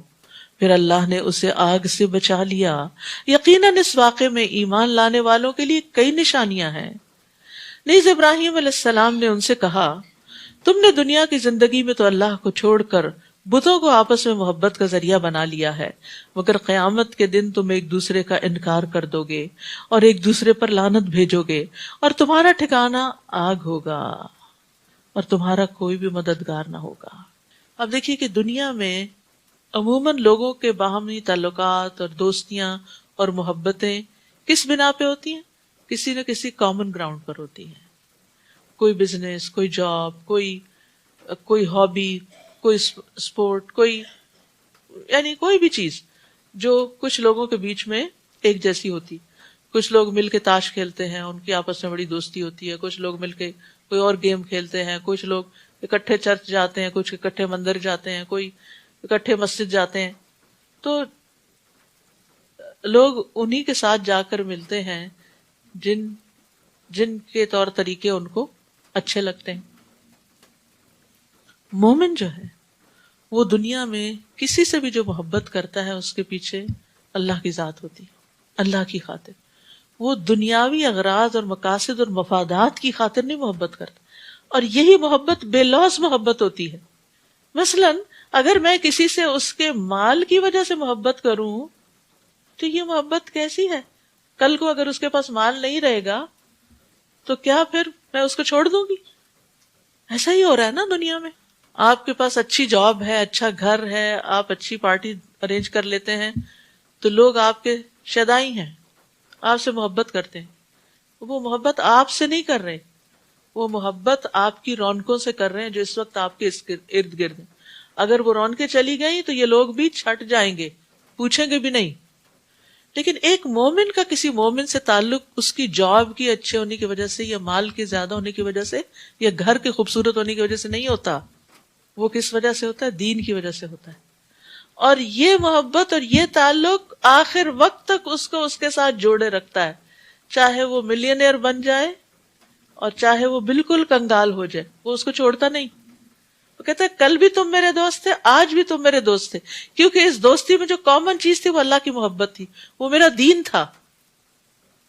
اسی لیے آتا ہے نا کہ قیامت کے دن سب ایک دوسرے کے دشمن بن جائیں گے سوائے متقین کے، کیونکہ متقین کا تعلق تقوی کی وجہ سے تھا، دین کی، ایمان کی وجہ سے تھا، قرآن کی وجہ سے تھا۔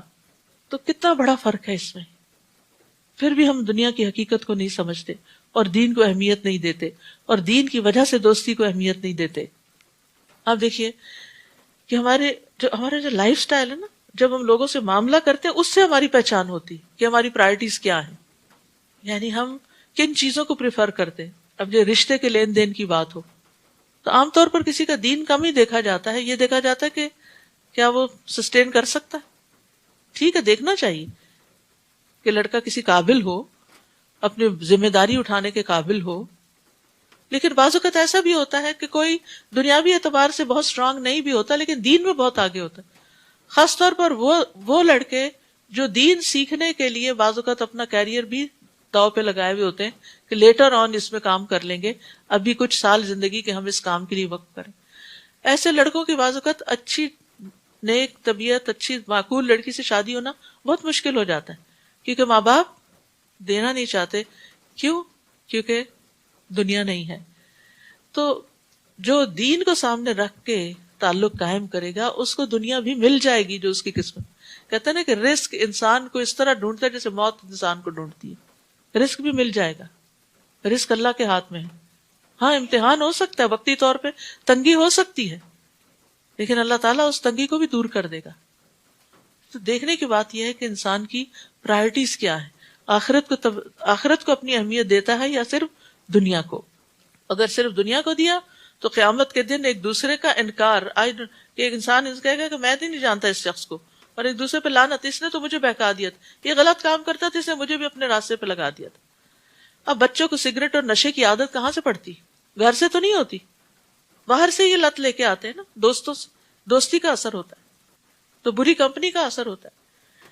بس لوط ابراہیم پر ایمان لے آئے، اور ابراہیم نے کہا میں تو اپنے رب کے حکم کے مطابق ہجرت کرنے والا ہوں، وہ یقیناً سب پر غالب اور حکمت والا ہے، اور ہم نے انہیں اسحاق اور اسحاق سے یعقوب عطا کیے۔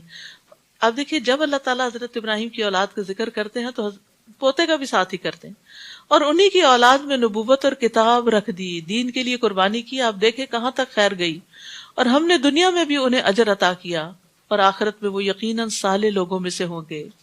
اور لوط کا واقعہ یاد کرو، جب انہوں نے اپنی قوم سے کہا تم ایسی بدکاری کے مرتکب ہو رہے ہو جو تم سے پہلے دنیا والوں میں سے کسی کی نہیں تھی، یعنی یہ برائی انہی کی قوم سے شروع ہوئی تھی، اس سے پہلے یہ برائی نہیں موجود تھی۔ کیا تھی برائی؟ کیا تم لوگ شہوت سے مردوں کے پاس جاتے ہو، یہ ایک برائی۔ دوسری، راہزنی کرتے ہو، مسافروں کو لوٹتے ہو، کتنا بڑا ظلم۔ اور اپنی مجالس میں برے کام کرتے، اوپنلی برے کام کرتے تھے اپنے کلبز کے اندر۔ وَتَأْتِينَ فِي نَادِيكُمُ الْمُنْكَرَ، نادی کہتے ہیں کلب کو، اب اوپنلی یعنی بے حیائی کے کام سب کے سامنے۔ تو اس کی قوم کا اس کے سوا کوئی جواب نہ تھا کہ انہوں نے کہہ دیا اگر تم سچے ہو تو ہم پر اللہ کا عذاب لے آؤ، دھمکی دی۔ لوط نے دعا کی، قال رب انصرنی علی القوم المفسدین، اے میرے رب ان مفسد لوگوں کے مقابلے میں میری مدد فرما، کیونکہ کوئی دوسرا مرد ان کا مددگار نہ تھا، کہیں سے کوئی سپورٹ ان کو نہیں تھی۔ وَلَمَّا جَاءَتْ رُسُلُنَا إِبْرَاهِيمَ بِالْبُشْرَى، اور جب ہمارے بھیجے ہوئے فرشتے اسحاق کی بشارت دے کر ابراہیم کے پاس آئے تو کہنے لگے کہ ہم اس بستی کو ہلاک کرنے والے ہیں کیونکہ اس کے باشندے ظالم ہیں۔ ایک ہی ٹرپ میں دونوں کام، پہلے بشارت پھر ہلاکت۔ ابراہیم نے کہا وہاں تو لوط بھی موجود ہے۔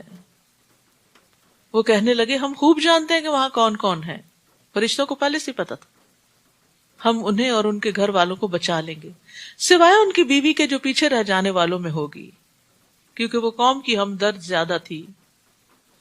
وَلَمَّا أَن جَاءَتْ رُسُلُنَا لُوطًا سِیءَ بِهِمْ وَضَاقَ بِهِمْ ذَرْعًا، اور جب ہمارے یہ رسول فرشتے، یعنی رسول سے مراد یہاں فرشتے، اور جب ہمارے یہ رسول یعنی فرشتے لوط کے پاس آئے تو ان کی آمد پر انہیں بہت دکھ ہوا اور دل میں گھٹن پیدا ہو گئی، کیونکہ انہیں نہیں پتا تھا یہ فرشتے ہیں، پیغمبر غیب کا علم نہیں جانتے ہوتے۔ انہوں نے کہا نہ ڈرو، فرشتوں نے تسلی دی، نہ ڈرو اور نہ غمزدہ ہو، ہم تمہیں اور تمہارے گھر والوں کو بچا لیں گے سوائے تمہاری بیوی کے کہ وہ پیچھے رہ جانے والوں میں سے ہے۔ ہم اس بستی کے رہنے والوں پر آسمان سے عذاب نازل کرنے والے ہیں کیونکہ یہ بدکاری کر رہے تھے۔ قوم لوط کی دیگر نافرمانیوں کا بھی ذکر آتا ہے۔ ابن عباس کہتے ہیں لوط کی قوم میں اس بے حیائی کے کام کے علاوہ اور بھی گناہ پائے جاتے تھے۔ ان میں سے ایک یہ تھا کہ وہ ایک دوسرے کا حق مارتے تھے، مثلاً کسی کا گھر کرایہ پہ لے لیا، کرایہ دیے بغیر قبضہ کر لیا۔ ایک دوسرے کو گالیاں دیتے تھے، اوپنلی فحش گالیاں، اور جیسے ہو نا اپنی نادی میں کلب میں تم اوپنلی برے کام کرتے ہو۔ پھر مرد عورتوں جیسا اور عورتیں مردوں جیسا لباس پہنتی تھی، کیونکہ مردوں کے مردوں سے ریلیشن سے تو عورتوں کو بھی مرد بننے کا شوق ہو گیا کہ ان کی طرف کوئی توجہ کرے۔ تاجروں پہ ٹیکس لگاتے تھے اور ساتھ ساتھ وہ شرک کی بیماری میں بھی مبتلا تھے، اور سب سے پہلے ہم جنس پرستی کا کام انہی سے شروع ہوا تھا۔ وَلَقَدْ تَرَكْنَا مِنْهَا آيَةً وَلَقَدْ تَرَكْنَا مِنْهَا آيَةً بَيِّنَةً لِقَوْمٍ يَعْقِلُونَ، اور سوچنے سمجھنے والے لوگوں کے لیے ہم نے اس بستی کی ایک واضح نشانی چھوڑ دی ہے، یعنی راستے سے گزرتے ہوئے وہ بستیاں اب بھی ان کے آثار موجود ہیں۔ وَإِلَىٰ مَدْيَنَ أَخَاهُمْ شُعَيْبًا، اور مدین کی طرف ہم نے ان کے بھائی شعیب کو بھیجا۔ انہوں نے کہا اے میری قوم، اللہ کی عبادت کرو اور آخرت کے دن کی توقع رکھو اور ملک میں فساد نہ مچاتے پھرو، انہوں نے شعیب کو جھٹلا دیا تو آخر انہیں ایک سخت زلزلے نے آ لیا اور وہ اپنے گھروں میں اوندھے پڑے رہ گئے، اور قوم عاد اور سمود کو بھی ہم نے ہلاک کر دیا، اور یہ بات تمہیں ان کی رہائش گاہوں سے واضح ہو چکی ہے۔ شیطان نے ان کے کام انہیں بڑے خوشنما کر کے دکھائے تھے اور انہیں راہ حق سے روک دیا تھا، یہ تھا ان کا قصور، یہ تھا ان کا مسئلہ کہ حق سے رک گئے تھے، حالانکہ وہ بڑے سمجھدار لوگ تھے۔ آپ سوچئے کہ جنہوں نے اتنے بڑے بڑے گھر بنائے اور پہاڑوں کو تراشا اور بہت بڑے بڑے پلرز پر انہوں نے بلند محلات تعمیر کیے، تو وہ کوئی معمولی لوگ تو نہیں تھے، دنیاوی معاملات میں انتہائی سمجھدار، لیکن شیطان نے ان کے کاموں کو ان کے لیے اتنا خوشنما بنا دیا کہ وہ اپنے آپ کو عقل کل سمجھنے لگے اور پیغمبر کی بات کو چھوٹا سمجھ کے جھٹلا دیا۔ اور قارون، فرعون اور حامان کو بھی ہم نے ہلاک کیا۔ ان کے پاس موسیٰ واضح معجزات لے کر آئے، مگر وہ ملک میں بڑے بن بیٹھے، یہاں بھی تکبر ہے، حالانکہ وہ ہم سے آگے نہیں جا سکتے تھے۔ ان میں سے ہر ایک کو ہم نے اس گناہ کی پاداش میں پکڑ لیا۔ پھر ان ہلاک ہونے والوں میں کچھ ایسے بھی ہیں جن پر ہم نے پتھراؤ کیا، اور کچھ ایسے جنہیں زبردست چیخ نے آ لیا، کچھ ایسے جنہیں ہم نے زمین میں دھسا دیا، کچھ ایسے جنہیں ہم نے غرق کر دیا، پانی میں ڈبو دیا۔ اللہ ان پر ظلم کرنے والا نہیں تھا، بلکہ یہ لوگ خود ہی اپنے آپ پر ظلم کر رہے تھے۔ مثل الذین اتخذوا من دون اللہ اولیاء کمثل العنکبوت اتخذت بیتا وان اوہن البیوت لبیت العنکبوت لو کانوا یعلمون۔ جن لوگوں نے اللہ کو چھوڑ کر اوروں کو سرپرست بنا رکھا ہے، یعنی شرک کرتے ہیں، ان کی مثال مکڑی جیسی ہے جس نے اپنا گھر بنایا ہو، اور سب گھروں سے کمزور گھر مکڑی کا گھر ہوتا ہے، کاش یہ لوگ جانتے ہوتے۔ یعنی مکڑی کے اندر ایک ایسا مادہ پیدا ہوتا ہے جو اس کے منہ سے نکلتا ہے تو ایک باریک دھاگا بنتا ہے جو بال سے 20 گنا زیادہ باریک ہوتا ہے، یعنی ایک ایوریج نارمل بال جو ہوتا ہے اس سے بھی 20 گنا باریک۔ اب اس باریک دھاگے سے جو گھر بنتا ہے وہ اس کو کون سہارا دے سکتا ہے اور کون اس کو تباہ ہونے سے بچا سکتا ہے؟ اسی لیے کہا کہ غیر اللہ کے سہارے مکڑی کے جالے مکڑی کے گھر سے بھی زیادہ کمزور ہیں، وہ تمہیں نہیں سنبھال سکتے، تمہیں نہیں سہارا دے سکتے۔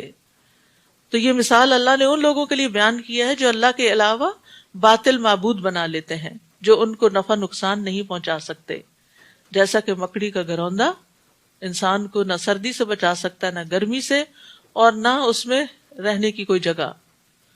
یہ لوگ اللہ کو چھوڑ کر جس چیز کو پکارتے ہیں اللہ اسے خوب جانتا ہے، وہی سب پر غالب اور حکمت والا ہے۔ ہم یہ مثالیں لوگوں کو سمجھانے کے لیے بیان کرتے ہیں، مگر انہیں سمجھتے وہی ہیں جو اہل علم ہیں، مگر انہیں سمجھتے وہی ہیں جو اہل علم ہیں، علم والے سمجھتے ہیں۔ خلق اللہ السماوات والارض بالحق ان فی ذلک لآیۃ للمؤمنین۔ اللہ تعالیٰ نے آسمانوں اور زمین کو حق کے ساتھ پیدا کیا ہے، ان کی پیدائش میں بھی ایمان لانے والوں کے لیے ایک نشانی ہے۔ وآخر دعوانا ان الحمد للہ رب العالمین۔ سبحانک اللہم وبحمدک اشہد ان لا الہ الا انت استغفرک واتوب الیک۔ السلام علیکم ورحمۃ اللہ وبرکاتہ۔